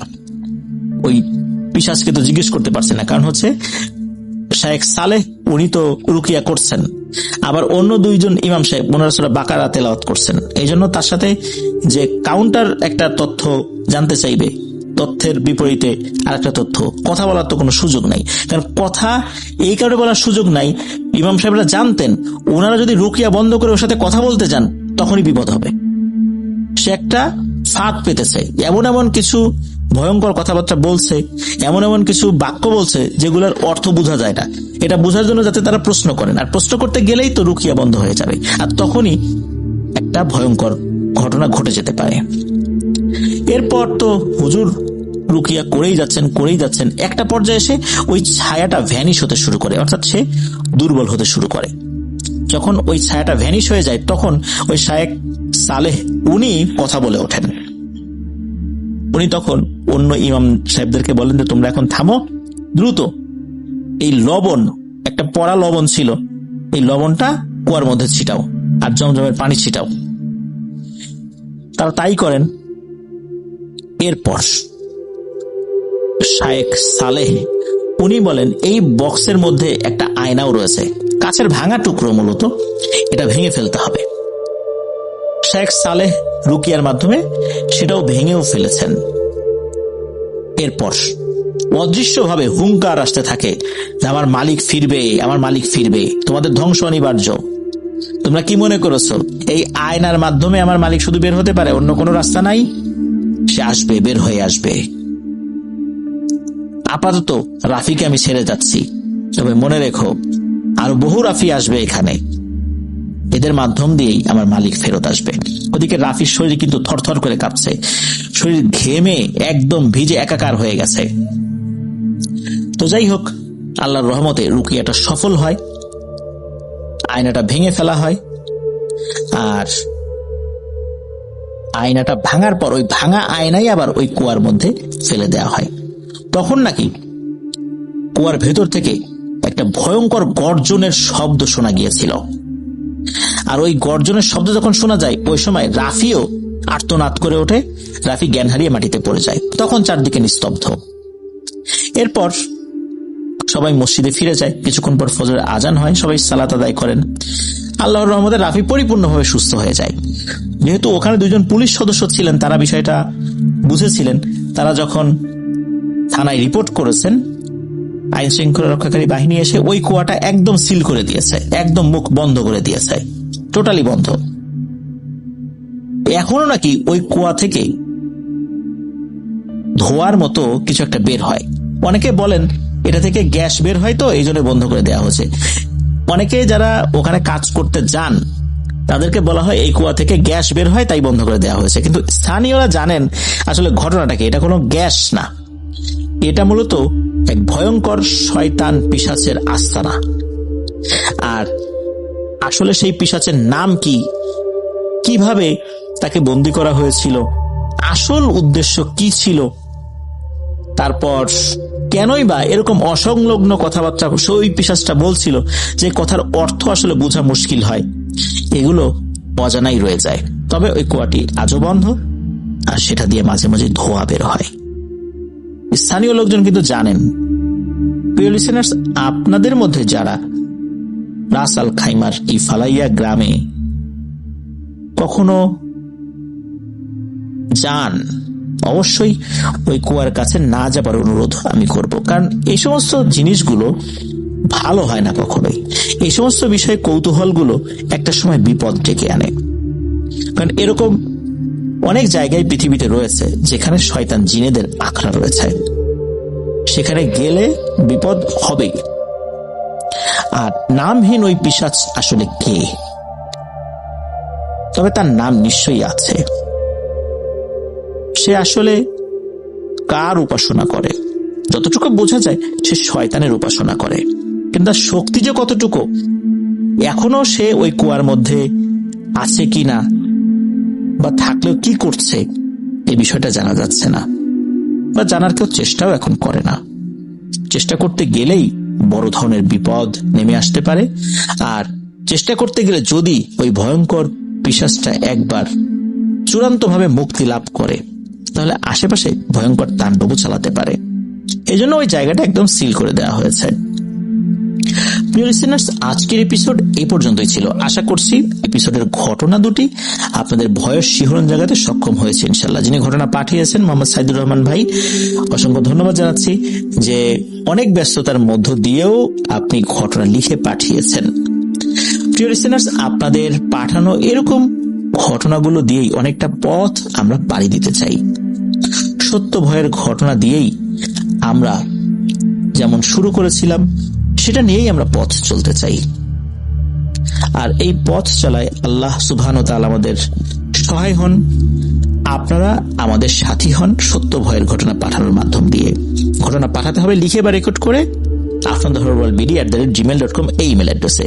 স্পেলিংটা বলে দিচ্ছি, AFNANTHEHORWORLDBD afnanthehorworldbd@gmail.com। ঘটনা কেমন লাগলো তা জানিয়ে ভিডিওর কমেন্ট সেকশনে কমেন্ট করতে ভুলবেন না। এছাড়া আমাদের ফেসবুক পেজ আর গ্রুপ তো রয়েছে আফনান দ্য হরর ওয়ার্ল্ড নামে, সেখানে গিয়েও আপনারা আপনাদের মতামত জানাতে পারেন। আশা করি আপনারা সবাই ভালো আছেন ও সুস্থ আছেন। আজকে আমি যে ঘটনাটি আপনাদের সামনে তুলে ধরব সেটি একটি ইমেলের মাধ্যমে আমাদের কাছে এসে পৌঁছেছে। ইমেলটি যিনি করেছেন তার নাম নীল। তিনি যেরকম ভাবে লেখাটি আমাদের কাছে পৌঁছে দিয়েছেন আমি ঠিক সেরকম ভাবেই সেই লেখাটি আপনাদের কাছে তুলে ধরব। তাহলে চলুন এগিয়ে যাওয়া যাক গল্পের দিকে। আপনারা জানেন আমার নাম নীল। আমাদের চলার পথে নানা রকম ঘটনা ঘটে, যেমন নানা ভয়ের ঘটনা ঘটে যেটা আগে থেকে বোঝা যায় না। তেমনই একটা ঘটনা আজ আপনাদের মধ্যে শেয়ার করতে চাই। আজ থেকে প্রায় 50 বছর আগে আমার নিজের জীবনের একটা সত্যি ভয়ের ঘটনা ঘটেছিল। 1971 সালে আমার বয়স তখন কম বেশি 20 বছর হবে। এইচএস পরীক্ষা দেওয়ার পর আমি কলেজ স্ট্রিটের একটি বইয়ের দোকানে 2 মাসের জন্য কাজে ঢুকি। এ প্রসঙ্গে উল্লেখযোগ্য, বইয়ের দোকানটি ছিল আমার এক মামার। প্রতিদিন সকাল 10টায় দোকানে যেতাম এবং রাত 8টা-9টার মধ্যেই দোকান থেকে বেরিয়ে আসতাম। 10টার মধ্যে বেহালার নিজেদের বাড়িতে পৌঁছে যেতাম। রোজ বেহালা থেকে 14 নম্বর বাস ধরে কলেজ স্ট্রিট যেতাম এবং সেই 14 নম্বর বাসে করেই রাতে বাড়ি ফিরতাম। আমি যে সময়ের কথাটা বলছি সেই সময়টা ছিল শীতকাল। তেমনই একদিন রাতে কলেজ স্ট্রিট থেকে বাসে উঠলাম বাড়ি ফেরার জন্য। দিনটা ছিল মঙ্গলবার, যেটা আমার এখনো স্পষ্ট মনে আছে। আমাদের বাসটা তখন সবে হাজরা মোড়ে এসেছে। রাত তখন 9টা। বাইরে চেঁচামেচি শুনে জানলা দিয়ে মুখ বাড়িয়ে দেখলাম হাজরা মোড়ে আশুতোষ কলেজের কিছু ছাত্রছাত্রী রাস্তা অবরোধ করে রেখেছে, কারণ ওখানে 7 নম্বর বাস স্ট্যান্ডে সন্ধ্যের পর থেকে কোনো বাস ছিল না। বেহালাতে আসার জন্য 7 নম্বর বাস এবং 14 নম্বর বাস, এই দুটো বাস সার্ভিসই তখনকার দিনে ছিল। নানা ঝামেলার পর অবশেষে যখন অবরোধ উঠে গেল, ঘড়ির কাঁটায় ঠিক রাত 12টা বাজে। আজ থেকে 50 বছর আগে তখন বেহালার এত উন্নতি হয়নি। চারিদিকে পুকুর, গাছপালা, বাগানে ভর্তি। আমি যখন 14 নম্বর বাস স্ট্যান্ডে এসে পৌঁছালাম তখন রাত 12:30 বাজে। বাস স্ট্যান্ড থেকে বেহালা ট্রাম ডিপোতে এসে আমার বাড়ি যাওয়ার রাস্তা ধরে হাঁটা শুরু করলাম। মনে মনে চিন্তা ছিলই যে বাড়িতে সবাই দুশ্চিন্তা করছে এত দেরি হওয়ার জন্য। একে শীতকাল, তার উপর রাস্তায় লোকজনও নেই। বড় রাস্তা থেকে আমার বাড়ি পৌঁছাতে কম বেশি 15-20 মিনিট সময় লাগে। তখনকার দিনে রাস্তায় শিয়ালও দেখা যেত ভীষণ পরিমাণে। বাড়ির দিকে আমি একা একা হেঁটে তো চলেছি। যখন বাড়ির কাছাকাছি এসেছি তখন রাস্তা থেকে আমাদের বাড়িতে যাওয়ার জন্য 2টো গলি পড়ে। তখন থেকেই আমার শরীরটা যেন ভার হয়ে যেতে লাগলো, কান দুটোও গরম হয়ে গেল, সেই সাথে কপালের শিরা দুটো দপদপ করতে শুরু করলো। আমি স্পষ্ট বুঝতে পারছিলাম যে আমার ষষ্ঠ ইন্দ্রিয় আমাকে সজাগ করে দিচ্ছে যে সামনে বিপদ আসছে। আমাদের গলিতে ঢোকার সময় রাস্তার ধারে একটা বড় পুকুর, আর পুকুরের ওপারে বিশাল বড় একটা আম গাছ আর জামরুল গাছ আছে। গলিতে ঢুকতে যাব ঠিক তখনই আমার চোখ সরাসরি আম গাছটার দিকে চলে গেল। গাছের দিকে যখনই তাকালাম আমার সারা শরীর অবশ হয়ে গেল। তাকিয়ে দেখি গাছের গোড়ায় প্রায় 7 ফুট লম্বা একটা সাদা ছায়া মূর্তি। সেটা আস্তে আস্তে দুলছে আর গাছের চারিদিকে ঘুরছে। ছায়ামূর্তিটা মাটি থেকে প্রায় 1 ফুট উঁচুতে রয়েছে। দৃশ্যটা দেখে আমার শিরদাঁড়া দিয়ে একটি ঠান্ডা স্রোত বয়ে গেল। আমার 2টো পা যেন কয়েক মণ ভারী হয়ে গেল। আমি যেন একটুও নড়তে পারছিলাম না, যেন আমার পা দুটো কেউ পেরেক দিয়ে মাটিতে আটকে দিয়েছে। কিছুতেই আমি আর নড়াচড়া করতে পারছিলাম না। সামনের 2টো বাড়িতে আমার বন্ধুর নাম ধরে চিৎকার করে ডাকলাম, কিন্তু আমার গলা দিয়ে কোনো আওয়াজই বেরোচ্ছিল না। আমি বুঝতে পারছিলাম যে ওই শীতের রাতেও ওইখানে দাঁড়িয়ে আমি প্রতিনিয়ত ঘেমে চলেছি। কিছুক্ষণ ওইভাবে দাঁড়িয়ে থাকার পর সারা শরীরে ঝাঁকুনি দিয়ে যেন আমার চেতনা ফিরে এলো। আবার যেন আমি আমার পুরো জ্ঞান ফিরে পেলাম। চিন্তা করে তখন দেখলাম যে এখানে দাঁড়িয়ে থাকলে আর চলবে না, বাড়ি তো আমাকে যেতেই হবে।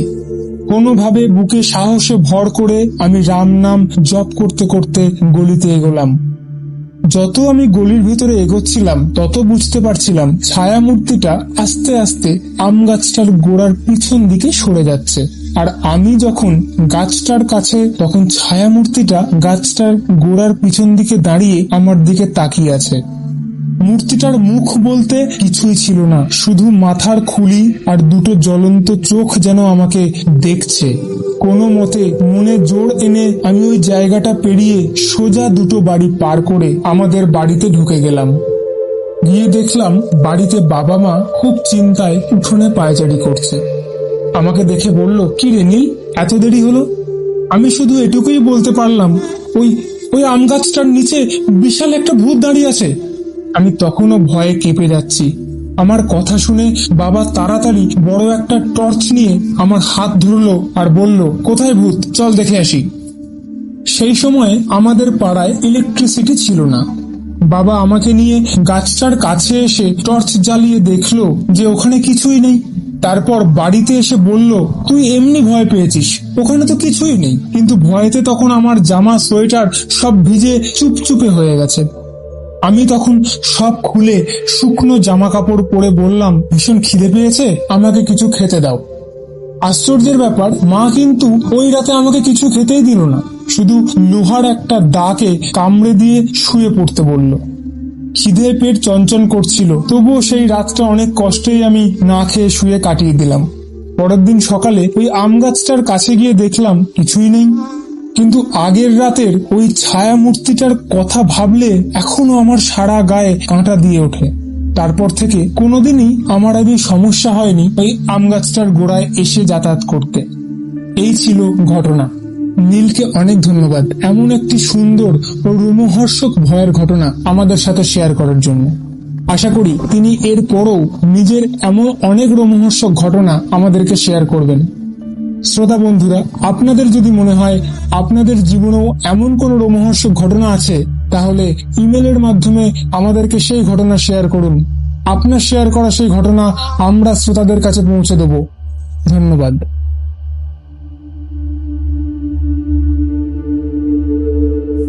কেমন লাগলো আমাদের প্রথম ঘটনা? ভাবুন তো, আজকে যদি আপনি রাতের বেলায় বাড়ি ফিরছেন আর রাস্তার সেই চার মাথার মোড়ে বড় গাছটার আড়ালে যদি কাউকে দাঁড়িয়ে থাকতে দেখেন, তাহলে কেমন হবে? অবশ্যই আমাদেরকে কমেন্ট করে জানাবেন যে কেমন লাগলো আমাদের প্রথম ঘটনা। যদি খুব ভালো লেগে থাকে তাহলে অবশ্যই শেয়ার করবেন। সব কথার মধ্যেও একটা কথা আমি বলতে চাই যে আপনারা যারা ঘটনা পাঠাতে চান তারা আমাদেরকে ইমেল করে ঘটনা পাঠাতে পারেন। সেক্ষেত্রে আমাদের ইমেল অ্যাড্রেসটি চ্যানেলের ডেসক্রিপশনে দেওয়া আছে এবং ভিডিওর নিচেও যাচ্ছে। আপনি চাইলে লিখে অথবা রেকর্ড করে আমাদেরকে আপনার জীবনে অথবা আপনার চেনা জানা কারোর জীবনে ঘটে যাওয়া ভয়ের ঘটনা আমাদেরকে পাঠাতে পারেন। কথা না বাড়িয়ে আমাদের দ্বিতীয় ঘটনার দিকে এগোনো যাক। এই ঘটনাটি আমাদের কাছে বাংলাদেশ থেকে ইমেলের মাধ্যমে এসে পৌঁছেছে এবং সেই ইমেলটিকে ন্যারেশনে রূপান্তর করেছে আমাদেরই একজন সদস্য। কথা না বাড়িয়ে তাহলে আমরা চলুন দ্বিতীয় ঘটনাটি শুনে আসি, দেখি কতটা ভয় জড়িয়ে আছে দ্বিতীয় ঘটনাটির মধ্যে।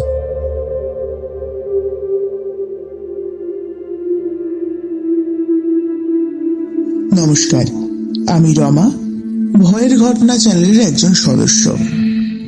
এখন আপনাদের কাছে আমি একটি ঘটনা বলতে চলেছি, যেটি একটি ইমেলের মাধ্যমে এসেছে। ইমেল করেছেন রিপন চক্রবর্তী। ইনি যেভাবে ঘটনাটি আমাদের কাছে লিখে পাঠিয়েছেন, আমি ঠিক সেইভাবে ঘটনাটি আপনাদের সামনে তুলে ধরছি। চলুন ঘটনাটি শুনে নিই। আমি রিপন চক্রবর্তী, থাকি বরিশাল জেলার মাধবপাশা গ্রামে। আজ আমি যে ঘটনাটি শেয়ার করব সেটা আমার এক কাকার মুখে শোনা। আমি তার নাম এবং স্থান গোপন রাখছি। আমার কাকার বন্ধুর সাথে ঘটে যাওয়া একটি ঘটনা। সাধারণত আমাদের হিন্দু ধর্মে বিয়ের বিষয়টা রাতেই হয়। কাকার বন্ধুর নাম অশোক। কাকার বন্ধুর নিকট এক আত্মীয়ের বাড়ি যান বিয়ের নিমন্ত্রণে। গ্রামটি ছিল একেবারে অজপাড়াগা, বিদ্যুৎহীন। এই ঘটনাটি ঘটে আজ থেকে প্রায় 40 বছর আগে। অশোক যখন গ্রামে রওনা দিল তখন প্রায় সন্ধ্যা হয়ে গেছে। রাস্তা দিয়ে যাচ্ছে। গ্রামের রাস্তা ছিল খুবই সরু, দুই পাশে ঘন জঙ্গল আর গাছপালা দিয়ে ভরা। আর একটু সামনে গেলেই দুই পাশে ধান ক্ষেত, তারপর একটা খাল। ওই খাল পার হয়ে যেতে হবে গ্রামে। অশোক চলেছে সেই সরু রাস্তা ধরে। তার সাথে কেউ নেই। জ্যোৎস্না রাত, খুবই পরিষ্কার সব দেখা যাচ্ছে। সে যখন ঘন জঙ্গলের রাস্তা দিয়ে যাচ্ছে, তখন হঠাৎ দেখতে পায় কিছু শিয়াল তার সামনে দাঁড়িয়ে আছে। সে দাঁড়িয়ে দেয়, আবার হাঁটা শুরু করে। জঙ্গল ছাড়িয়ে ধান ক্ষেতের মাঝখান দিয়ে যাচ্ছে সে। আবার খেয়াল করে একটা মানুষের মতো অবয়ব রাস্তার পাশে বসে আছে। সে একটু চমকে ওঠে এবং ভয়ে ভয়ে সামনের দিকে এগোয়। সে স্পষ্ট দেখতে পায় একটা মেয়ে বসে আছে এবং তার গায়ে বিয়ের শাড়ি। অশোক ভাবল, কি ব্যাপার, বিয়ের কনে এখানে কি করছে? সে মেয়েটিকে জিজ্ঞাসা করল, আপনি কে? এখানে কি করছেন? আর কোথা থেকে আসছেন? মেয়েটি গুনগুন করে বলল যে সে পাশের গ্রামে থাকে। মেয়েটি এখানে কি করছে জানতে চাওয়ায় সে অশোককে বলে, আমাকে একটু এগিয়ে দেবেন, আমি খালের ওপারে যাব। অশোক বলল, আমি তো ওদিকেই যাচ্ছি, চলুন। রাস্তা দিয়ে হাঁটতে লাগলো দুজনে। অশোক অনেক কথা বললেও মেয়েটা কিন্তু একটা কথাও বলল না। অশোকের কাছে অদ্ভুত লাগলো বিষয়টা। অশোক সামনে সামনে আর মেয়েটি পিছনে পিছনে হাঁটছে। মেয়েটির নাম জিজ্ঞাসা করায় সে বলল, আপনি চলে যান, আমি পরে আসছি, একটু কাজ আছে। অশোক বলল, এই রাতে আপনি একা এখানে দাঁড়িয়ে কি করবেন? অশোক বোঝানোর চেষ্টা করে, কিন্তু কোনো লাভ হয় না। তখন অশোক খালের ওপারে চলে যায় সাঁকো দিয়ে। পিছনে ফিরে আর মেয়েটিকে দেখতে পায় না। অশোক একটু ভয় পায়। সে দেরি না করে আরো জোরে হাঁটা শুরু করে। কিছুটা যেতেই হঠাৎ করে দাঁড়িয়ে যায় অশোক। এতক্ষণ যে মেয়েটির সাথে সে কথা বলল এবং পিছনে ফেলে আসলো, সে মেয়েটি হঠাৎ করে সামনের দিকে হেঁটে যাচ্ছে কি করে? ডাক দিল, এই যে শুনছেন? উত্তর এলো না। অশোক দৌড়ে গেল এবং দেখল মেয়েটির মুখ কাপড় দিয়ে ঢাকা, ঘোমটা দেওয়া। সে মেয়েটিকে বলল, আপনি এখানে কি করে আসছেন? এবার সে কুঙানির শব্দ শুনতে পেল। ঘটনা শুরু হয় এখান থেকে। হঠাৎ একটা বাতাসে মেয়েটার ঘোমটা সরে যায়, আর অশোক যা দেখতে পেল তা দেখার জন্য মোটেও সে প্রস্তুত ছিল না। মাথার জায়গায় দেখতে পেল একটা খুলি, চোখগুলো সাদা, কি বিভৎস দেখতে। গায়ে চামড়াগুলো উঠে গেছে প্রায়, বাজে পচা গন্ধ আসতে লাগলো। অশোক কিছু বলার আগেই মেয়েটি অদ্ভুত স্বরে বলল, বিয়ে খেতে যাচ্ছিস? যেতে পারবি না, আজ তোকে পেয়েছি, তোকে নিয়ে যাব। এই বলে মেয়েটি হাওয়ায় ভাসতে শুরু করলো। অশোক দিগ্বিদিক শূন্য হয়ে ছুটতে শুরু করলো। এক পর্যায়ে সে একটা বাড়ির উঠোনে সে চিৎকার করে অজ্ঞান হয়ে পড়ল।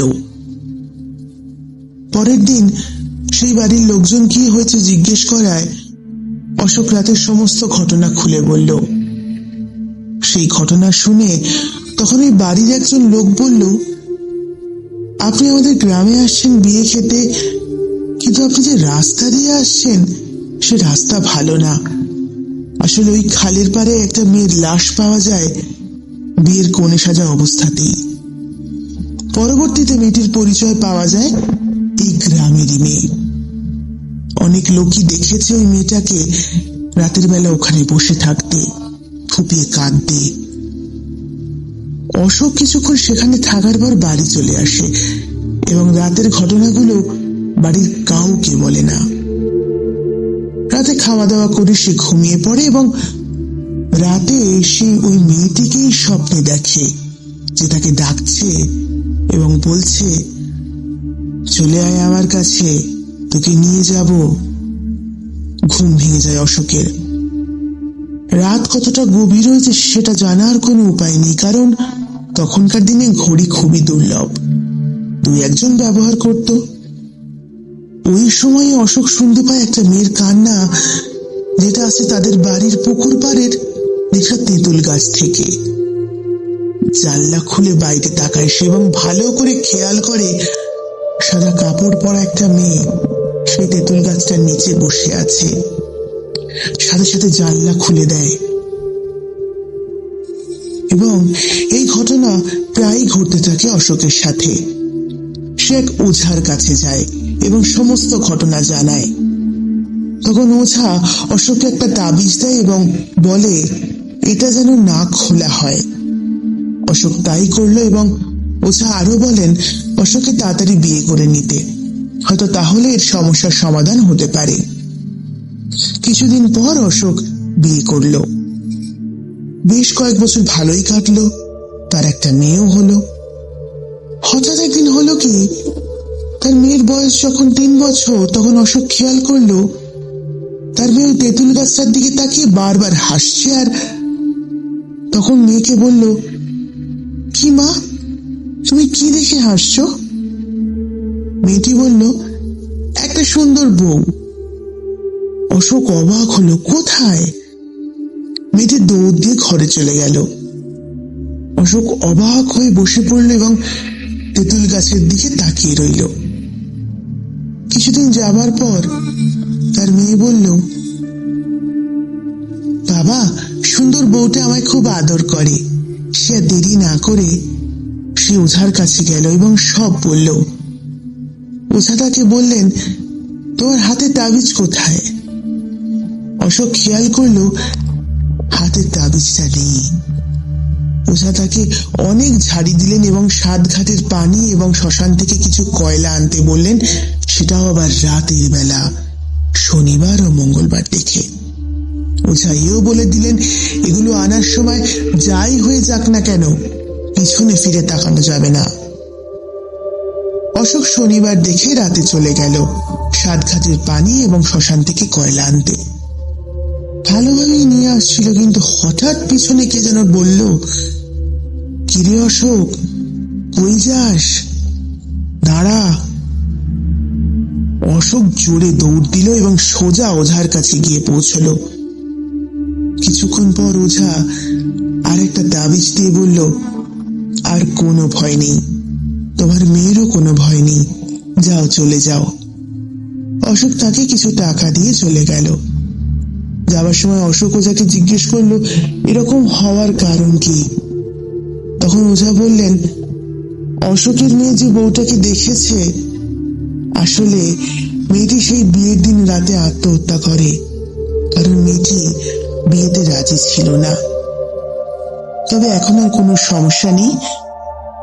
তখন অশোক নিশ্চিন্ত মনে বাড়ি গেল। আজকের ঘটনা ছিল এতটাই। রিপন চক্রবর্তীকে অসংখ্য ধন্যবাদ আমাদের সঙ্গে এমন একটি ঘটনা শেয়ার করার জন্য।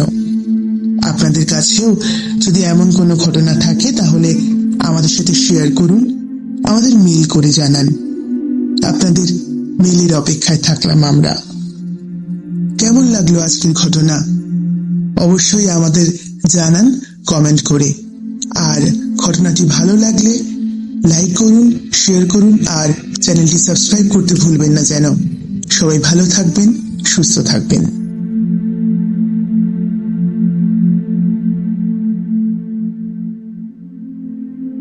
কেমন লাগলো আমাদের দ্বিতীয় ঘটনাটি? পার্সোনালি আমি বলবো যে আমার খুব ভয়েরই লেগেছে, কারণ আমি অনেক সময় রাতের বেলা বাড়ি ফিরেছি, কিন্তু এরকম যদি আমার সাথে ঘটে তাহলে আমার কাছে উত্তর নেই যে আমি ঠিক কি করব সেই সময়তে। আপনারা কি করবেন এরকম মুহূর্তে যদি এরকম একটা ঘটনা আপনার সাথে ঘটে? অবশ্যই কমেন্ট করে জানাবেন আমাদেরকে যে কি করবেন আর কেমন লাগলো আমাদের দ্বিতীয় ঘটনাটি সেটিও জানাবেন। আপনারা যারা হেডফোন অথবা প্রতিলিপি FM এর মাধ্যমে আমাদের এপিসোড শুনছেন এবং সেই প্ল্যাটফর্মে যুক্ত হয়েছেন, সেই সকল শ্রোতা বন্ধুদের উদ্দেশ্যে বলবো যে আমাদের ইউটিউব চ্যানেল ভয়ের ঘটনা চ্যানেলটিকেও সাবস্ক্রাইব করবেন, কারণ আপনার একটা সাবস্ক্রিপশন আমাদেরকে আরো অনেকের কাছে পৌঁছে দিতে সাহায্য করবে। যাই হোক, কথা না বাড়িয়ে আমাদের তৃতীয় ঘটনার দিকে এগোনো যাক। এই ঘটনাটি আমার একটু অদ্ভুত লেগেছে, কারণ আমরা যে সকল ঘটনা আমাদের কাছে পেয়ে থাকি তার থেকে একটু অন্যরকম টাইপের ঘটনা। ঘটনাটি আমাদের কাছে ইমেলের মাধ্যমে এসেছে এবং সেই ইমেল থেকে ন্যারেশনে রূপান্তর করেছে আমাদেরই একজন সদস্য। চলুন তাহলে শুনে আসি একবার আমাদের তৃতীয় ঘটনাটি। নমস্কার, আমি সুচেতনা, ভয়ের ঘটনা গ্রুপের একজন সদস্য। আজ আরো একটি সত্য ভৌতিক ঘটনা নিয়ে চলে এসেছি আমাদের ইউটিউব চ্যানেলে।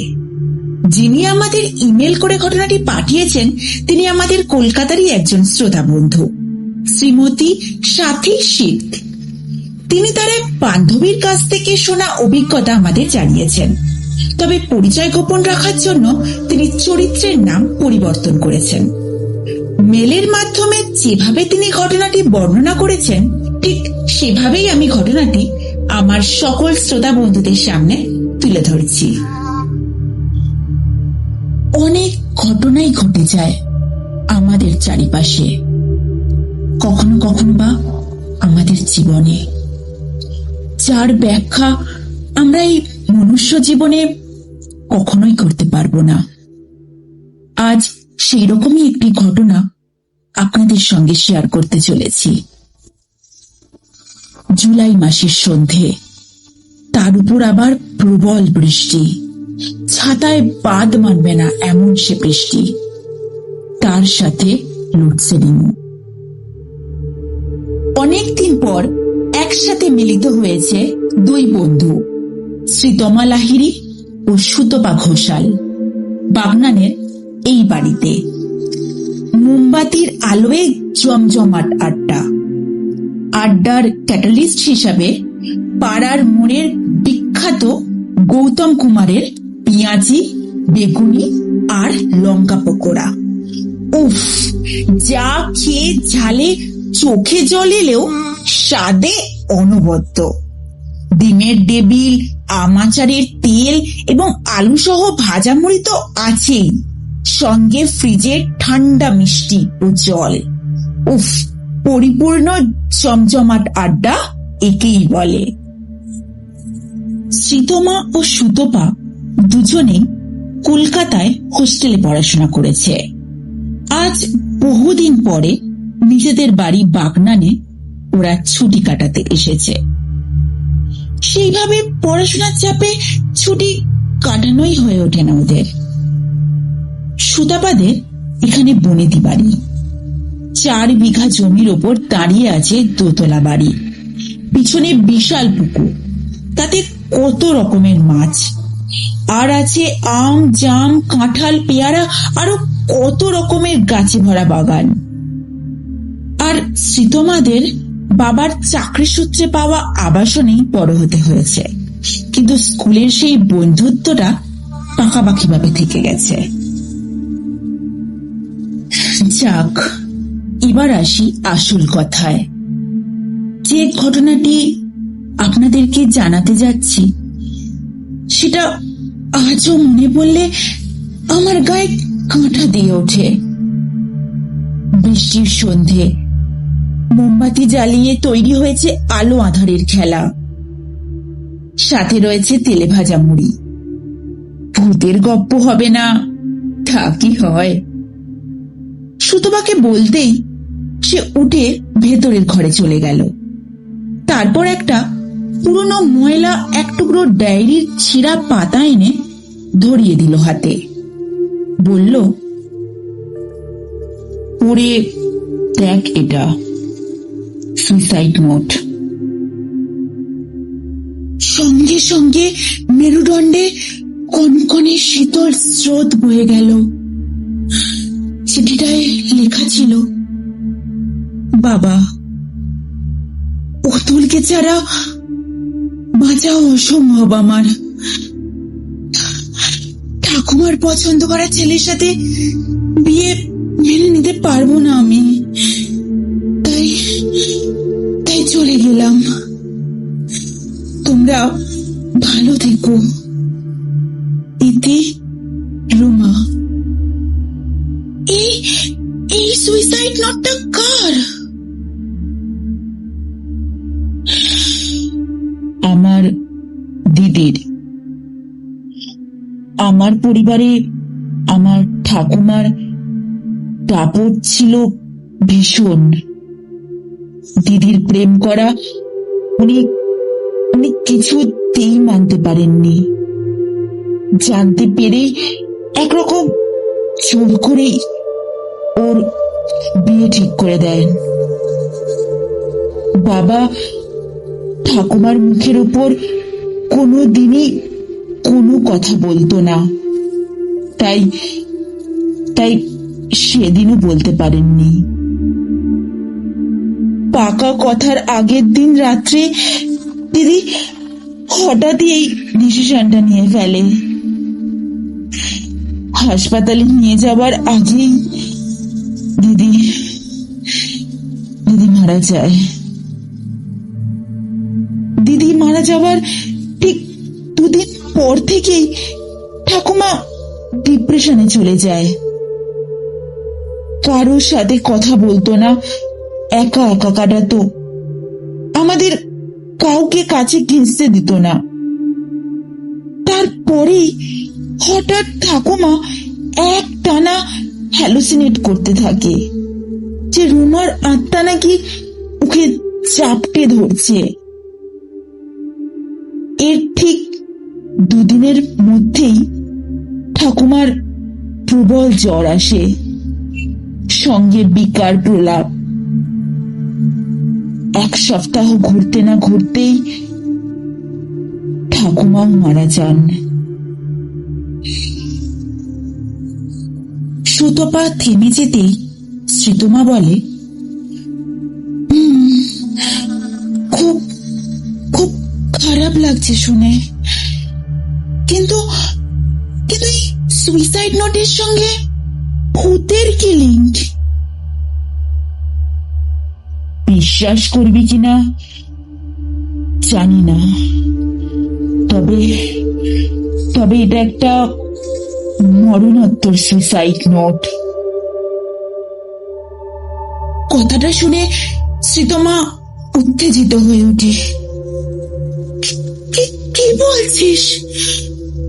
মারা যাওয়ার পরে লেখা সুইসাইড নোট? মানে? হাইপার হয়ে যাস না, যা বলছি শুনে যা। এরপর বিশ্বাস করা বা না করা তোর নিজের উপর। ঠাকুমা প্রবল জ্বরে প্রলাপ বকে চলেছিল, যার বেশিরভাগ কথাই কেউ বুঝতে বা ধরতে পারছিলাম না। অনেকেই বলেছিল যে ওনাকে নাকি রুমার আত্মা চেপে ধরেছে, কিন্তু আমি অন্তত এইসব বিশ্বাস করিনি সেই দিন। জ্বর এতটাই ছিল যে ঠাকুমা বিছানা ছাড়তে পারতেন না।